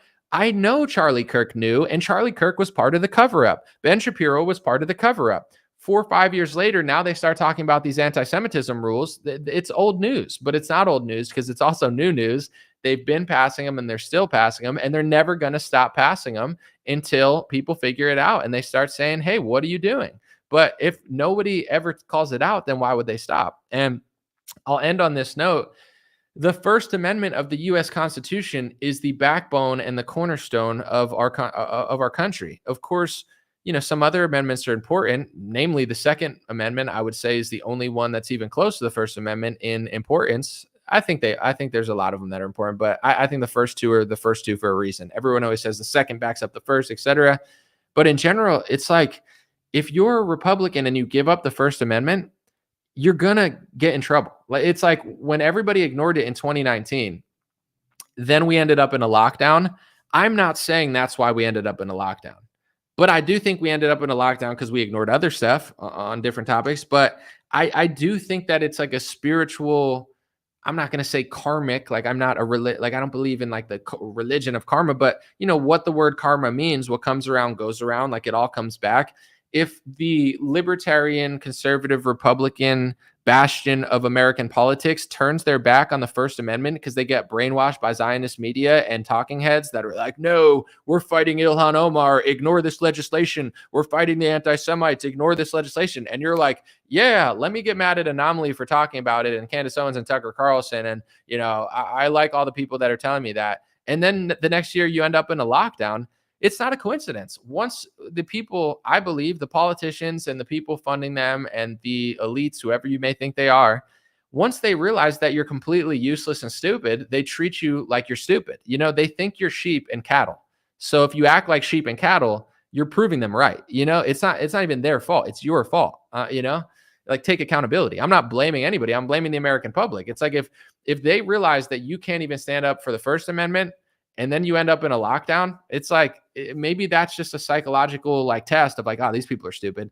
And then you end up in a lockdown. You got millions of QAnon supporters that are like, Trump, all these people were harassing me, threatening me. Like it was nuts. During March, April, May, I was just sitting home and I'm getting all these crazy messages from psychopaths because they're like, don't stop Trump's lockdown. I'm like, what do you mean don't stop Trump's lockdown? They're like, he's got a plan. He's arresting the Vatican and, you know, in Europe, he's got military there. I'm like, Trump, because the US military is in Europe, you think that means they're arresting all the pedos in Europe? Like that's like the craziest, stupidest connection. Like I wish they were doing that, but that like our military is a lot of places and they're not doing that. They're, you know, fighting wars or at least establishing a base there to protect our country, or so they say. So it's like, this is what these people were doing. They were covering up for the lockdown because they like Trump so much. And then Operation Warp Speed came out and then Republicans are like, at least he didn't mandate it. Yeah, of course. That's why I voted for him. But he did fund it. He did rush it. He did brag about it. Like, are we going to tell the truth or are we just going to be liars because we like Trump more than Biden?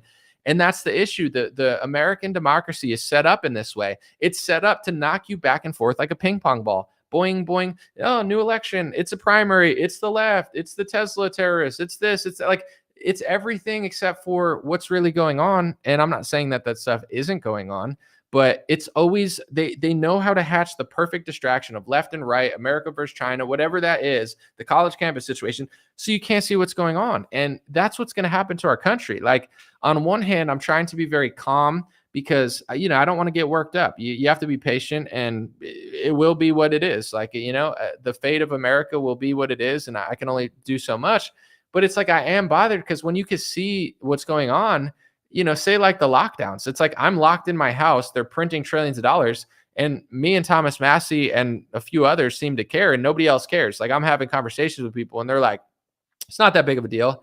It's not that big of a deal to lock down for 2 months and print trillions of dollars. Like I knew we were going to be facing inflation for a decade. We'd be lucky for this inflation to stop in like 2 years. You know, it's like, oh, it's getting a little, the stock market's crashing. That's probably because of tariffs and other things. But in general, like, you know, the prices are never going back. Maybe they'll get the eggs down a little bit, but that's just a cover to be like, look, the prices of eggs are going down. All my groceries are just as expensive as they've ever been. Maybe gas will go down a little bit, but inflation never goes back like fully. It's like, when are we going back to what? Quarter ice cream cones and dollar slices of pizza and like houses for $10,000? Never, you know, that's never kind of like that. Those days are gone. And if you look at the correlation between like how much a yearly salary used to be and how much a house was and everything cost to what it is now, we're getting robbed. Foreign aid is robbery. Inflation is robbery. Printing money is robbery. You know, Doja is doing a somewhat good job on that, I think, to expose some of that. But in general, it's like we screwed ourselves because of that alone. And when it's happening, the reason I went on that little rant is like it's happening and I talk about it and everyone's like, shut up. I like Trump. He has a plan. It's okay that he signed the CARES Act. If you're such a fool that you're okay with the president giving up the First Amendment because you like him or printing a bunch of money and being a socialist because you like him, you deserve inflation. You deserve to lose your country. You know, I'm not playing the victim. I'm not blaming a foreign country.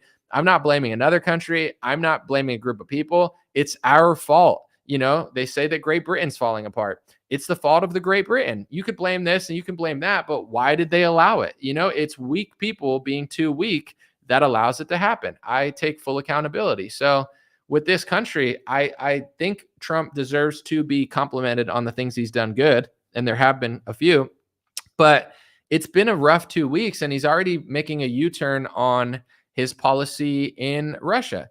And here's the thing. I know that Trump is very pro-Israel, but he did run on ending the war. Not only has he not ended the war, but he's doing strikes in another country that he bashed Biden for doing. He's greenlighting and funding massive strikes in Israel and Palestine against the Palestinians, or they would say Hamas. So whatever you want to say. But hundreds of innocent people have been killed. And now for the first time in a long time, he's U-turning on Putin and being like, oh, Putin, you better say that Zelensky's legitimate.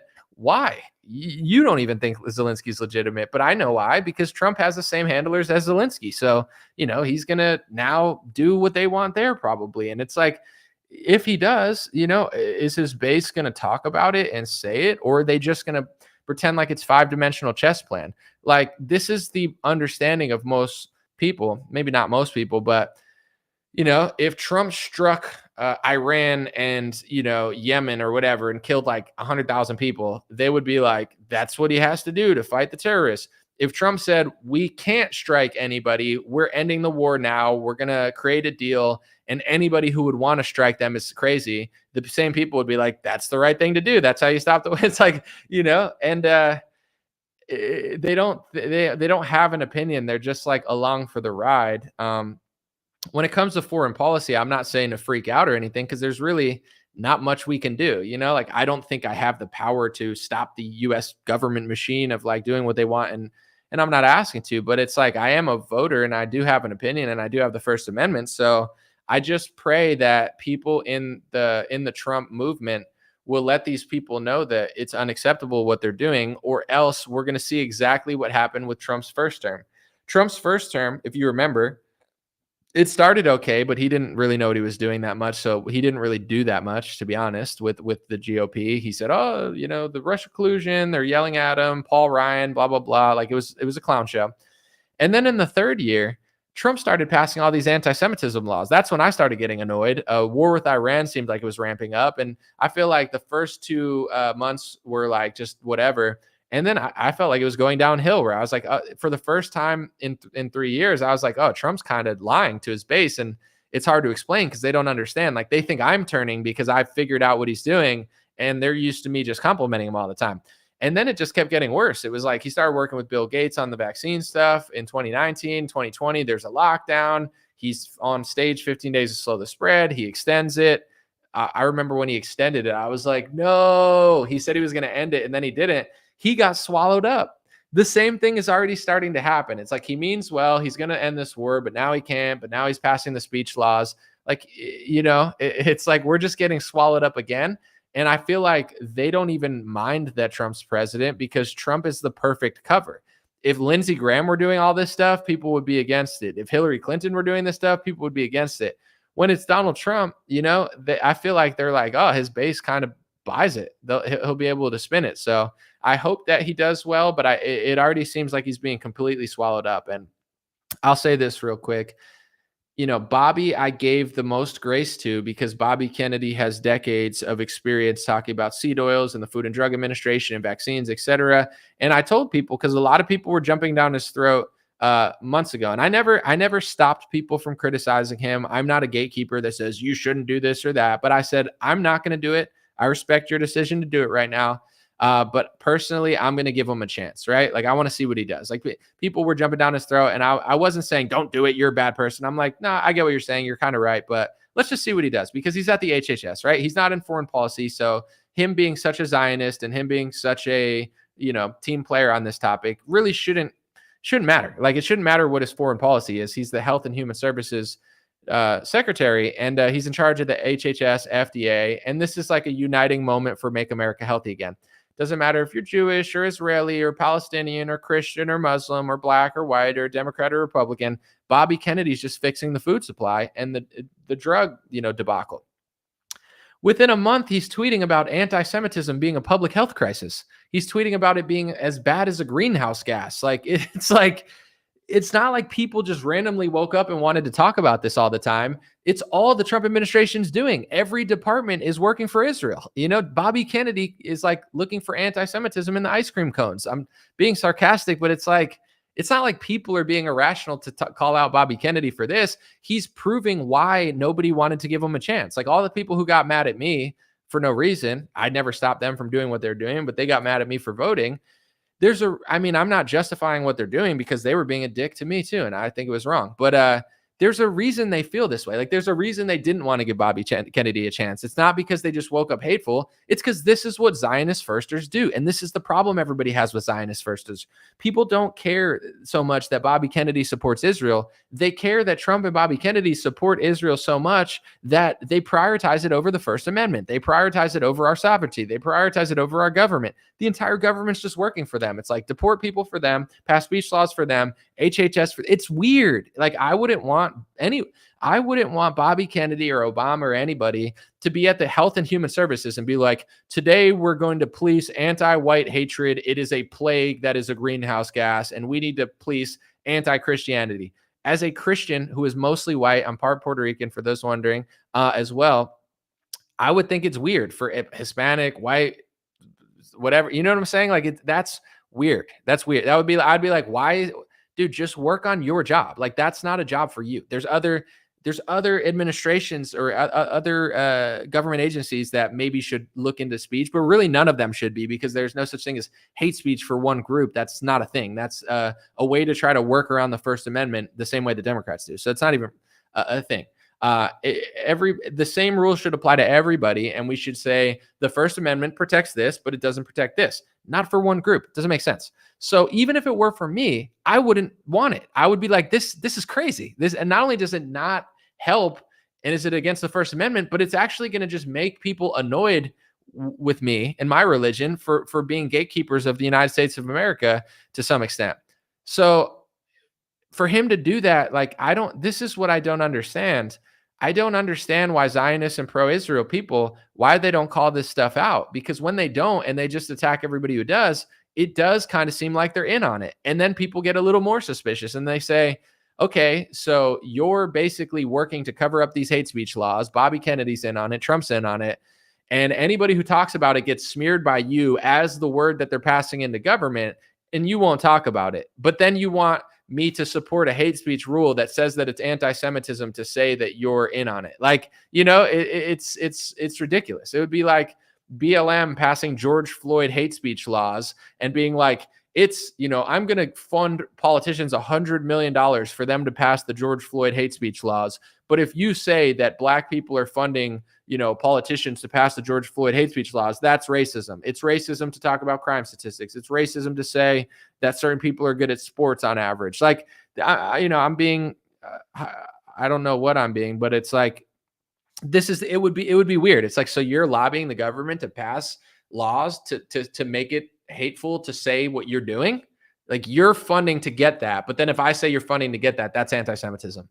But you just want me to think you have loyalty to my country because what is that what America is now? It's like, okay, there's hate speech laws everywhere. You're right. You're my favorite country. You're my favorite. Hey, yeah. You've never done anything wrong. You're the greatest. You're the greatest. You've never lied. You've never exaggerated. You're the greatest of all. Like, that's what this. It's like a shakeup. It's like a holdup. It's like, do what we say, or else we're going to say you're hateful, or else we're going to use the press to say we're hateful, and then we're going to say that you're hateful for saying that we're using the press to say you're hateful. It's like ridiculous, and everybody's starting to figure this stuff out, except for a large portion of Facebook people. And I'm not trying to be rude. It's just the truth. Like, X has figured this out. Instagram's figured this out. It's the talk of the town.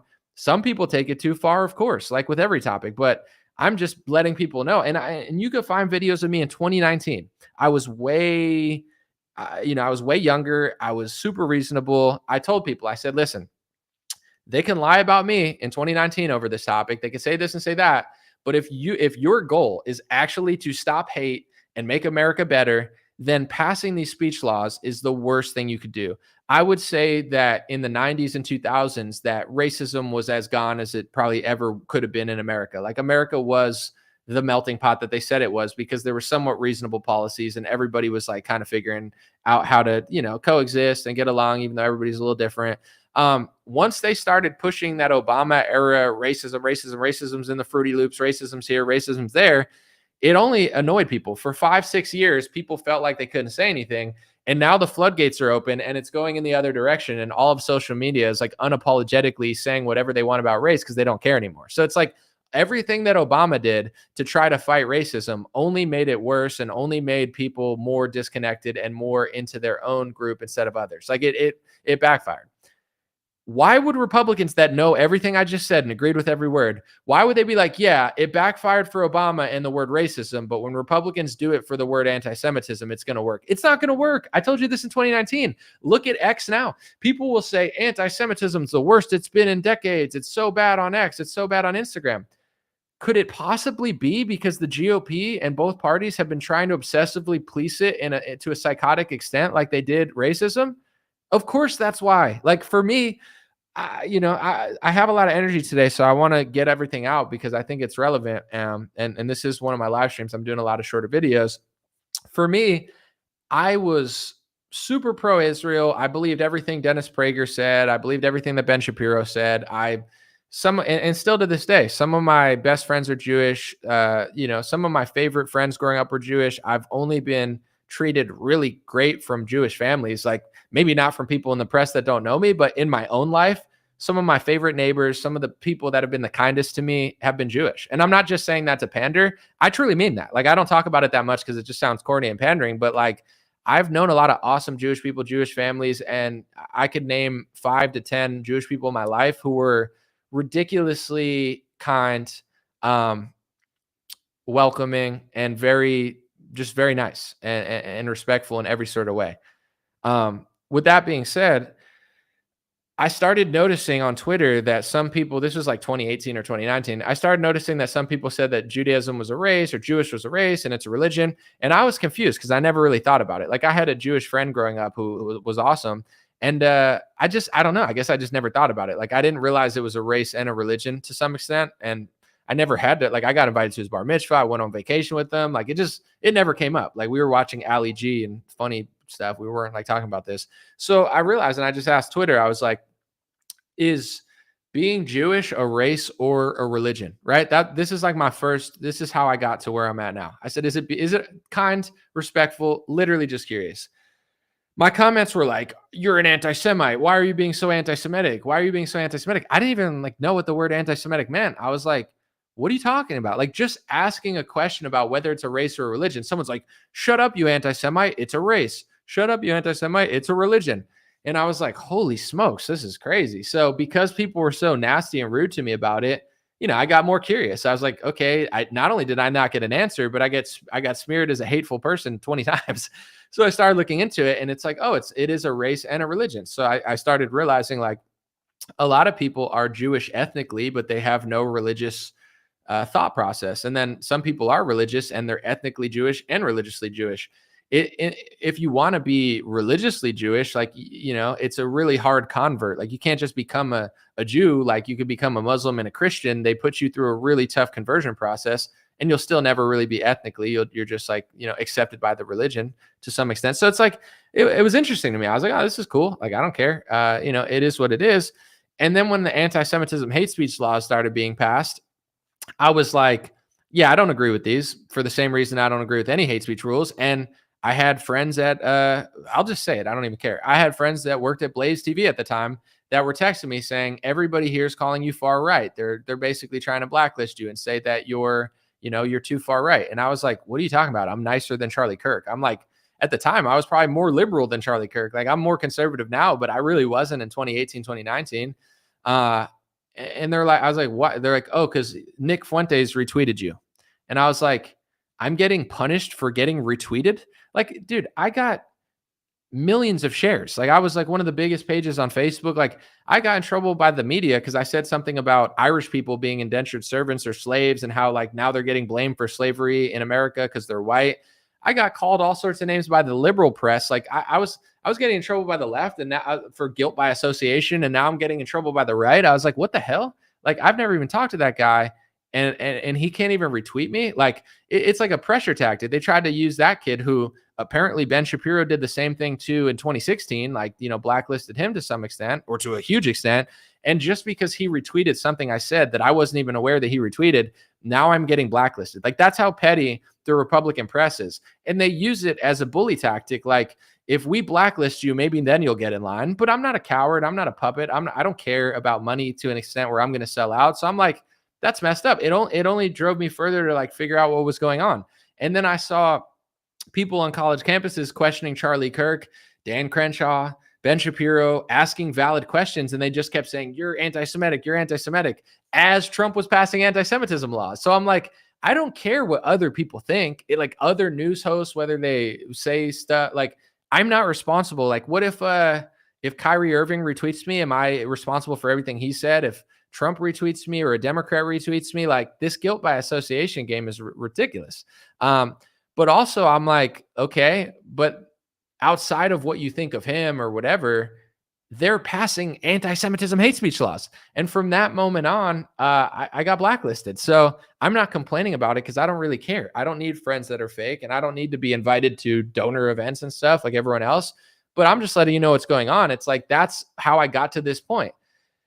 And I'm still a nice guy. I still feel the same way, but it's just like I get misconstrued all the time because I won't bend the knee on that topic. The entire GOP does.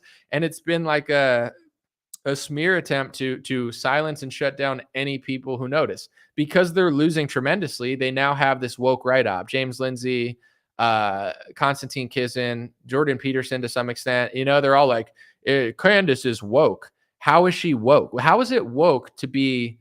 Candace is a lot of things. She's not woke. You know what I'm saying? You could say she's mean.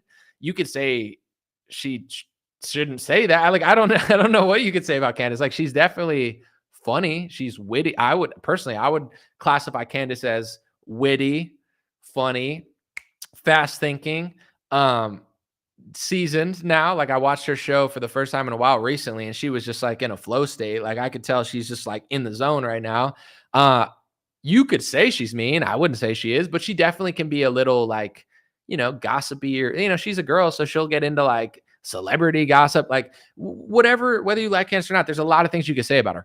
Woke? How is she woke? How is it woke to call out the IHRA anti-Semitism laws and have edgy conversations about like the U.S. liberty? How is that woke? It's woke to be like, that's anti-Semitic. That's woke. Just like on the left, it's like, you're racist. Like, hey, there's a lot of crime in that city. That's racist. They're importing millions of people to like every state from random countries in order to win elections. That's racist. I want to close the border. That's racist. That's woke. So it's the same thing. Candace says something and they say, that's anti-Semitic. That's hateful. You're just being hateful. It's like, can you say anything other than that's hateful? Like, explain why it's hateful. They're like, well, it's woke. You're woke. You're woke. So they're trying to project wokeness onto the other people. It's like Tucker Carlson's woke because he has on guests who question history. These all relate to the IHRA anti-Semitism laws. I'm just going to solve a 5-year mystery that'll put you 5 years ahead. All the people that are mad at Tucker Carlson, he doesn't say what Candace Owens says about Israel. So why would they put Candace Owens and Tucker Carlson in the same anti-Semitic basket? If Tucker Carlson loves Israel, has visited Israel, and never speaks badly about Israel, why would they put him in the basket with Candace Owens? Like, how does that make sense? They're nothing alike. A little bit alike, but not that much. I'll tell you why. The IHRA global anti-Semitism laws. In Germany, you can go to prison for anti-Semitism. In Australia, you can get banned from Australia like Candace Owens has been banned. Most countries don't have the First Amendment, and all over Europe, you can be imprisoned or visited by the police and fined or arrested or sent to court over a tweet. So they don't have the First Amendment, and most of those countries, if not all of them, are pushing the IHRA anti-Semitism laws, which are part of their hate speech laws, but they're so woke in Europe, it's like they got a Muslim law, they got a Jewish law, they got a gay law. It's like, it's like they got every woke law in the world. They're like policing every sort of hate speech. Like everything's hateful. Every word, everyone says. It's like, dude, just put the hate speech laws away. Like, you don't need gay hate speech laws and trans hate speech laws and women hate speech laws and Muslim hate speech laws and Jewish hate speech. Like, UK, they're a disaster on that topic. But anyway, it's like, this is a punishable offense in most of Europe. In America, it's not a punishable offense yet. So the people that are orchestrating this woke right plot and saying Tucker's woke right, why is Tucker woke right? Because he questions history. He thinks that they're lying about the Ukraine war, which they are. He thinks that they lied about World War II. I mean, Tucker doesn't get into the extent that that would get you arrested in Europe, but he's getting pretty close in the sense of he's like Winston Churchill lied, and he's like, if this was such a great war that helped Europe, why is Britain falling apart? Why is all of Europe falling apart? Which I know it's against the IHRA laws to go too far on that topic, so of course you shouldn't, or else they'll throw you in prison in Europe, and your whole life will be ruined in America. But even just getting like close to that topic where like you're not denying an event and you're not saying that someone's lying, but what you are saying is like, this doesn't look like we won the war. That's what Tucker says all the time. He's like, how did we, like they say we won World War II, but everybody who won World War II to an extent is like falling apart. Russia's not falling apart, but America's trying to make it fall apart. They're fighting it with Ukraine, in order to try to probably destabilize it like they did Syria, Libya, and so many other countries. So it's like, that's why they're throwing Tucker Carlson in the same basket. He's pro-Israel. He's been to Israel. He likes Israel. He doesn't say anything about Judaism or anything, but he's America first. He realizes that it's weird that Israel has so much leverage over America. And as an American citizen, he wants he wants America to do well. And as a European, a proud white guy or whatever, it's like he hates seeing Europe fall apart as well. You could accuse him of dual loyalty to Europe if you want to. And I would say you have the right to. I'm not saying he does, but it's like you shouldn't be called hateful for accusing Tucker of that. But in general, that's why they're so mad at Tucker Carlson. They're trying to turn America into Europe. They're trying to turn America into Canada. They're trying to turn America into Australia and Great Britain and Germany with these hate speech laws. So because they can't just arrest you for speaking on certain topics, they're trying to brand and smear anybody who goes near that, because that's what they can do. They can't arrest you in Florida, but they can arrest you for littering if it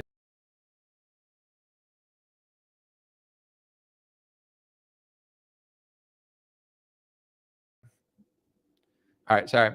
They're pushing the IHRA anti-Semitism rules into America and trying to turn us into a European Canada-style hate speech colony, essentially. So I'm just helping people solve a mystery, because they're not going to tell you they're doing that, because if they said that, they'd look fake. Everybody would be like, well, that's not right.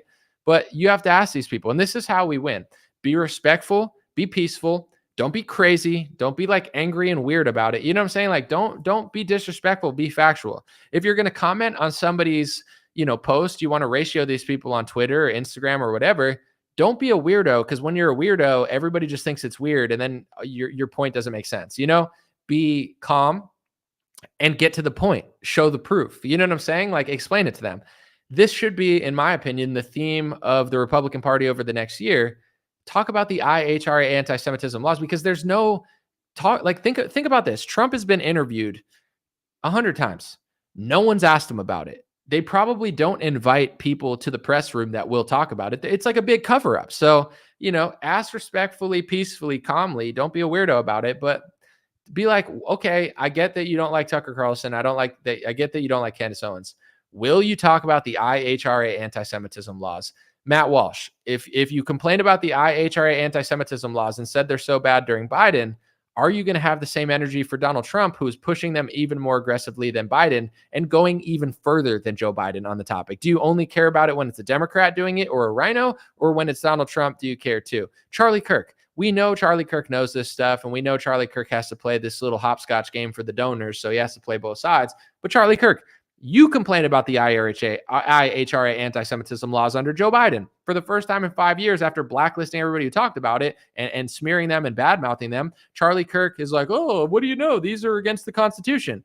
Trump is passing them more than Biden, Charlie Kirk. Are you going to talk about it now? Or do you only talk about it when Joe Biden's in office to leverage Republicans and your donors to get back into power again? Like, do you care or do you not? Do you really care about this stuff? So that's the energy that I have all year, where Trump is going to go further and further and further and further and further on this topic until his base knows and calls it out. Trump is going to get swallowed up by the deep state on foreign policy unless people call it out. I'm not saying it's too late. I'm not trying to be like a downer. I hope Trump does the right thing, but it appears to be going in that direction. And, I don't know what you can really do about it, but I do personally think that if enough of his base knows about it, then things start to change. Like I do believe that it needs to cross a certain threshold. If it just seems like it's the fringe and you have all these phony fake oppositions who are like, it's just the fringe and the crazies.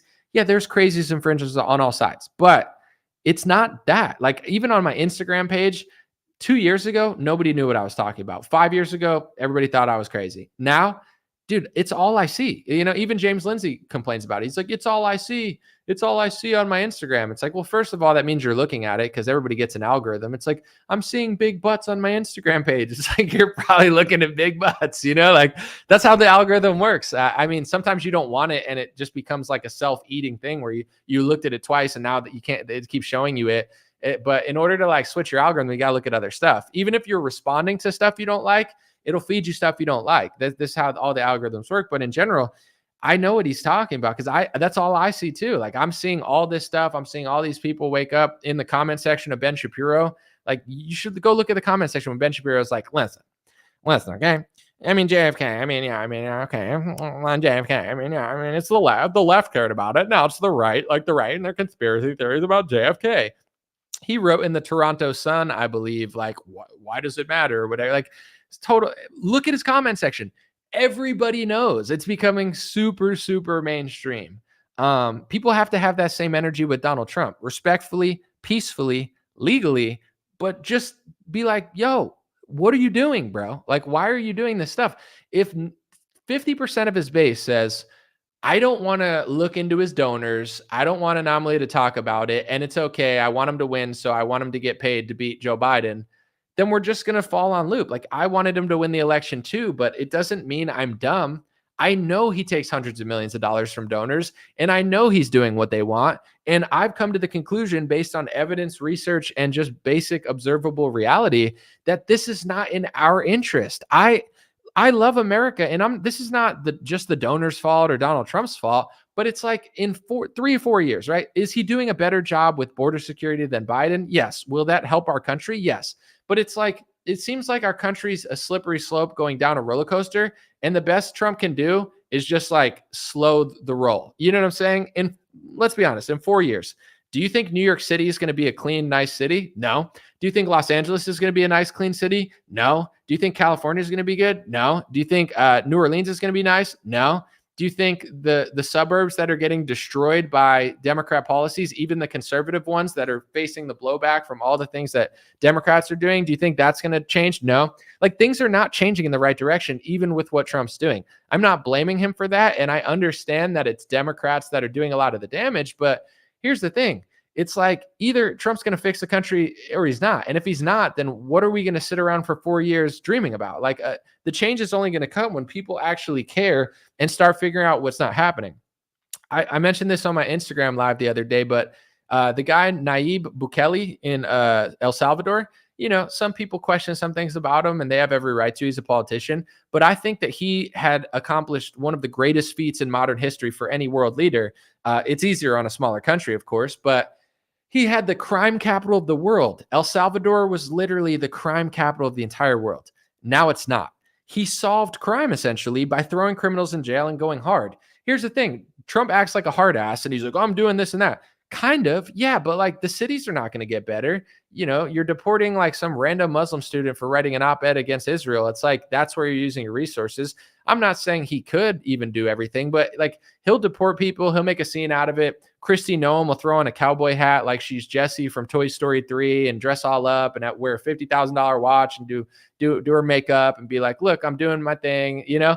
Sure. Yeah. Appreciate it. Thank you for the nice little promo. It looks like OnlyFans at this point, but you know, it's like, she's like, that was a little rude, but you know what I'm saying? It's like, it's just so done up. She's like, we're arresting them. Check out my Rolex, check out my hair, check out my nice bosom. It's like, okay, we get it. You're hot and you know, you're ahead of the DHS and I'm glad she is, you know, I'd rather her be attractive than ugly, but I'm just saying it's like this whole like little show they're putting on all the time. Let's be real. You're doing a decent job. We appreciate it. But in 4 years, is the country going to be like done with crime? And no, it's not really going to get that much better. So it's not to blame the GOP for it because they're definitely helping a little bit more than the Democrats, but we need to have like a different conversation. we're always controlled by what they're doing. It's like, well, this is what the left does and this is what the right's doing. It's like, in order to combat the racism on the left and the racism laws, the Republicans are passing the anti-Semitism laws. You know, they got to do this. It's like,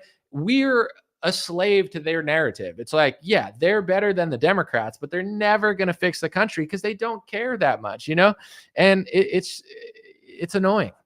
I think once people have their own narrative and their own ideas and bring that to the GOP, that's how stuff changes.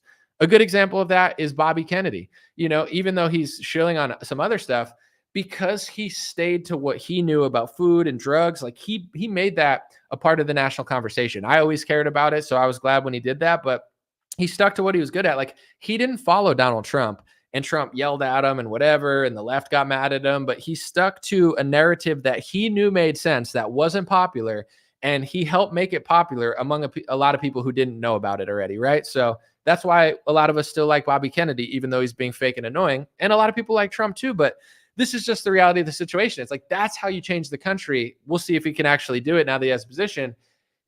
Push your narrative. Don't be a slave to the left-right paradigm narrative that's never changing. Like, that's my narrative. I'm like, New York City sucks. Los Angeles sucks. Our cities are embarrassing. And the best we're ever going to get is Republicans being like, well, that's a Democrat city. Democrats being like, well, that's in a Republican state like New Orleans. And somehow they have the power to go on liberal universities and liberal college campus and deport non-criminal green card holders for op-eds about Israel, but they just somehow don't have the power to fix the other places, you know? So it's not a blame of my party. It's just like a reality of, like, they're no Bukele. They're not fixing their country. They're basically just slowing the decline and, you know, making a show out of it, making a, like, here's Dan Bongino, Patriots. It's like, I heard the other day that Mike Lindell's phone got taken by the FBI and James O'Keefe's phone got taken by the FBI. I'm not saying it's Dan Bongino's fault or Kash Patel's fault. I like Kash Patel. He seems like a nice guy, but it's like, why don't they have their phones returned? Like, how hard is it to get a citizen's phone back that was stolen by the FBI? Like, at what point are we going to do that? Or is it just going to be a series of tweets like, today's a bad day for the bad guys? Okay, you know, and I think the FBI cracked down on crime under Biden too. Like, they don't announce it as well as Republicans do, but it's not like they were doing nothing the whole time.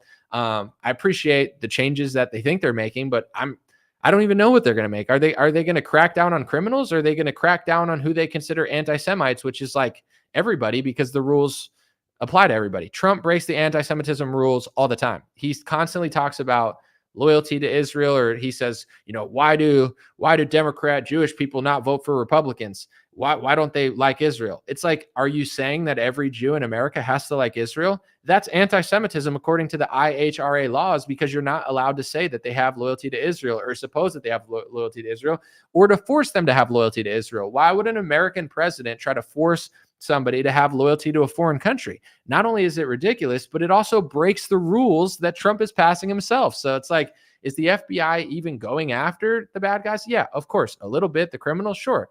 But it's like the HHS, the FBI, the DHS, the Trump administration, ICE, they're all policing hate for, you know, which is half the time not even hate. It's just a conversation about foreign policy that is not in the interest of what Trump's administration wants to do. So we'll see what happens. That's my live stream for today. Appreciate everybody. Appreciate the audience. For those who don't know, I've been doing a lot of shorter videos too. So I'm going to do some live streams, but I'm really trying to do more shorter videos than this and just do a live stream once every couple of weeks or so. But I wanted to get that off my chest, because it's like, so much is going on and I feel like people are missing it and getting upset at me. I understand that that's part of the game, but that's where I'm at right now. The right is acting like the left. They're tricking people with the media. They're tricking people with politicians. They're tricking people with narratives around one person that people get stuck on, and they don't realize how far it's really going. And I'll say this, and I'm going to be clear.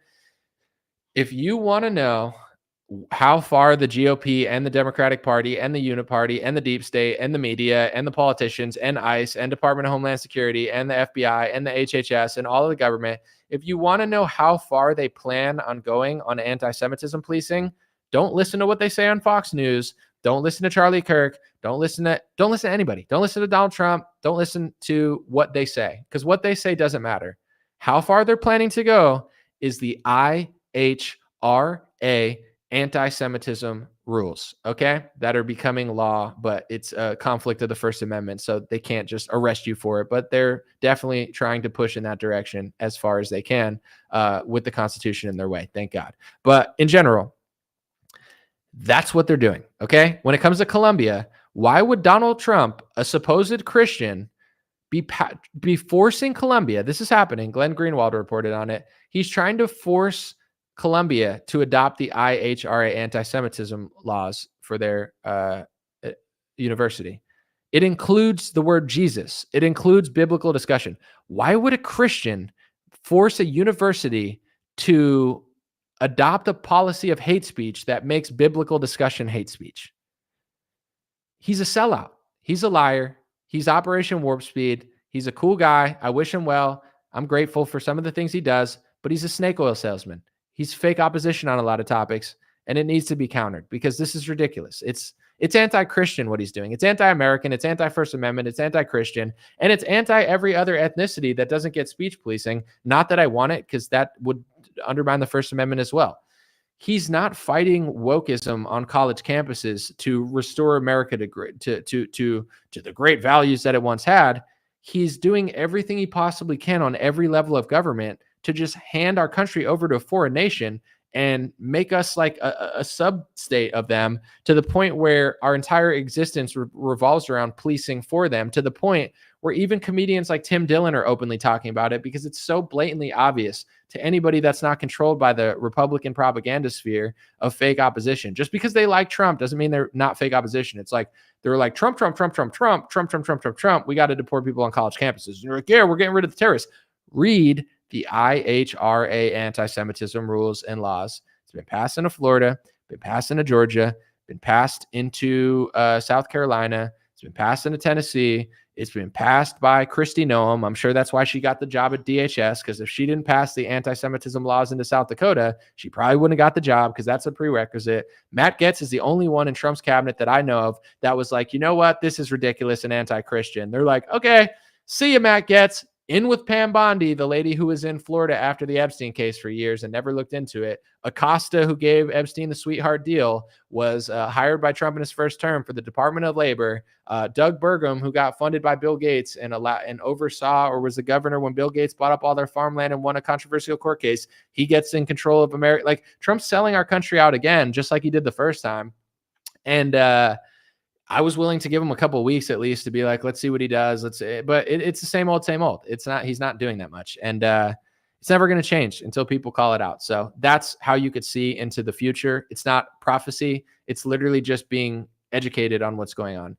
The IHRA anti-Semitism rules. And if you want to look them up for yourself, Google defining anti-Semitism by the State Department. And on the State Department website is the easiest read, defining anti-Semitism. Those are the IHRA anti-Semitism rules. It's what's being passed into our states. It's what's being passed into our cities. It's what Trump is trying to force the universities to adopt. It's what's going on in Canada. It's what's going on in Brazil.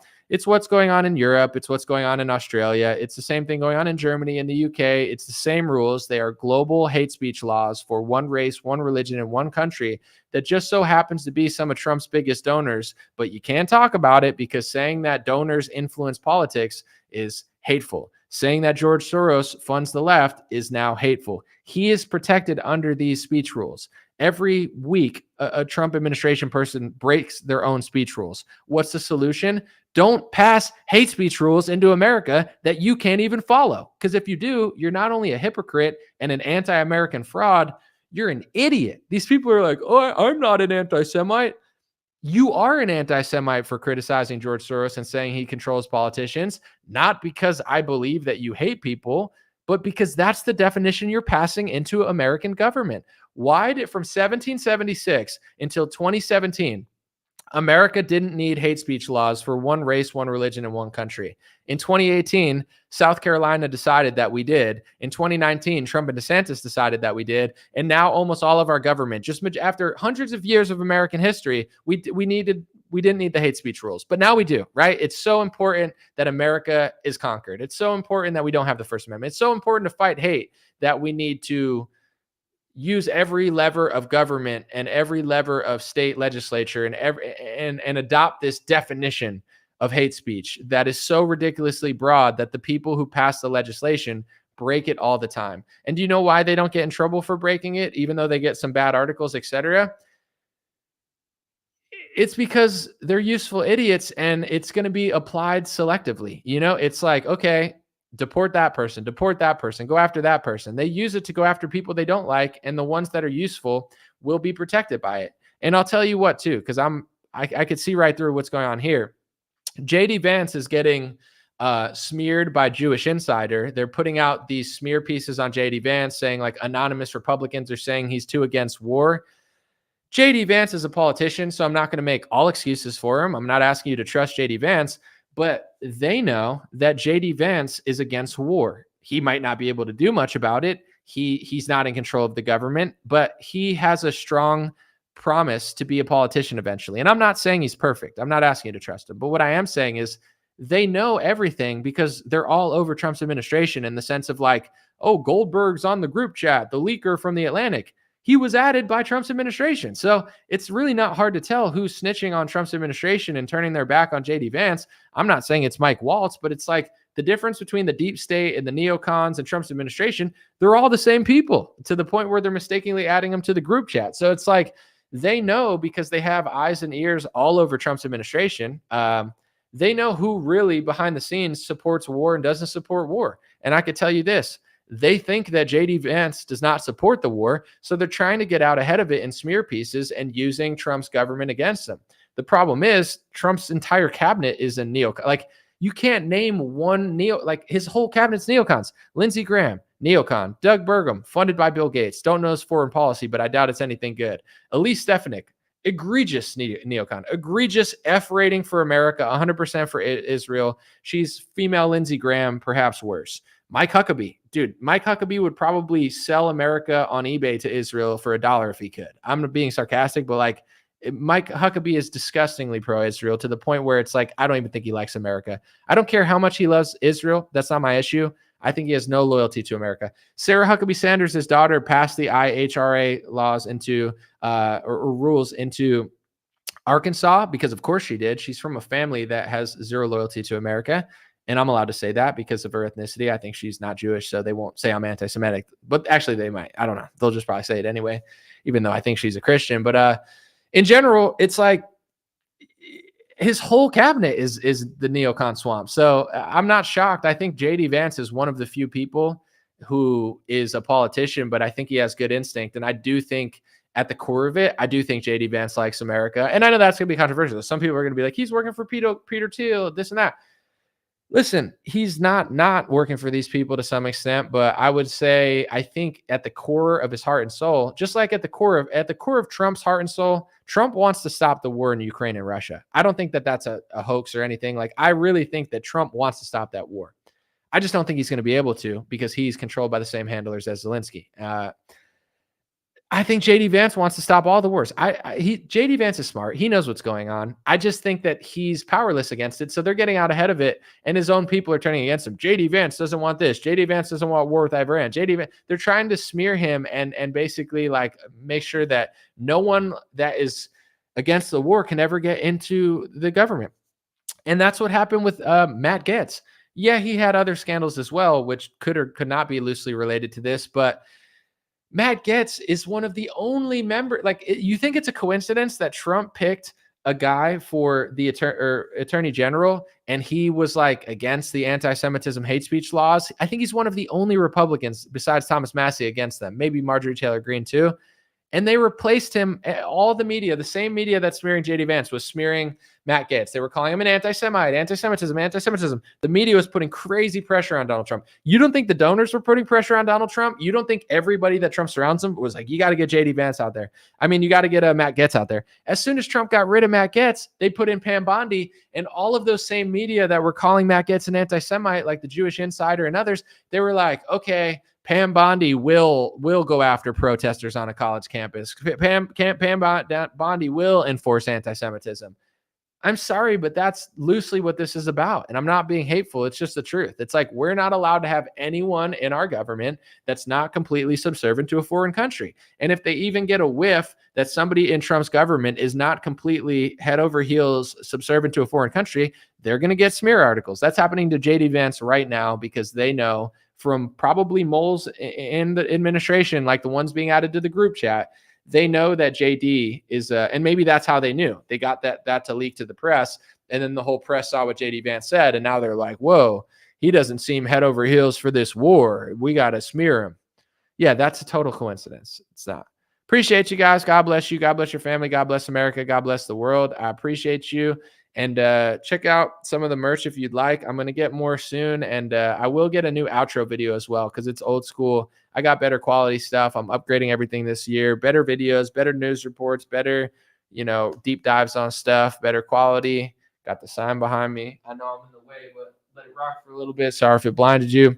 Dreamrare.com. Get yourself a beanie before they sell out. There's not that many blue ones left, so check it out.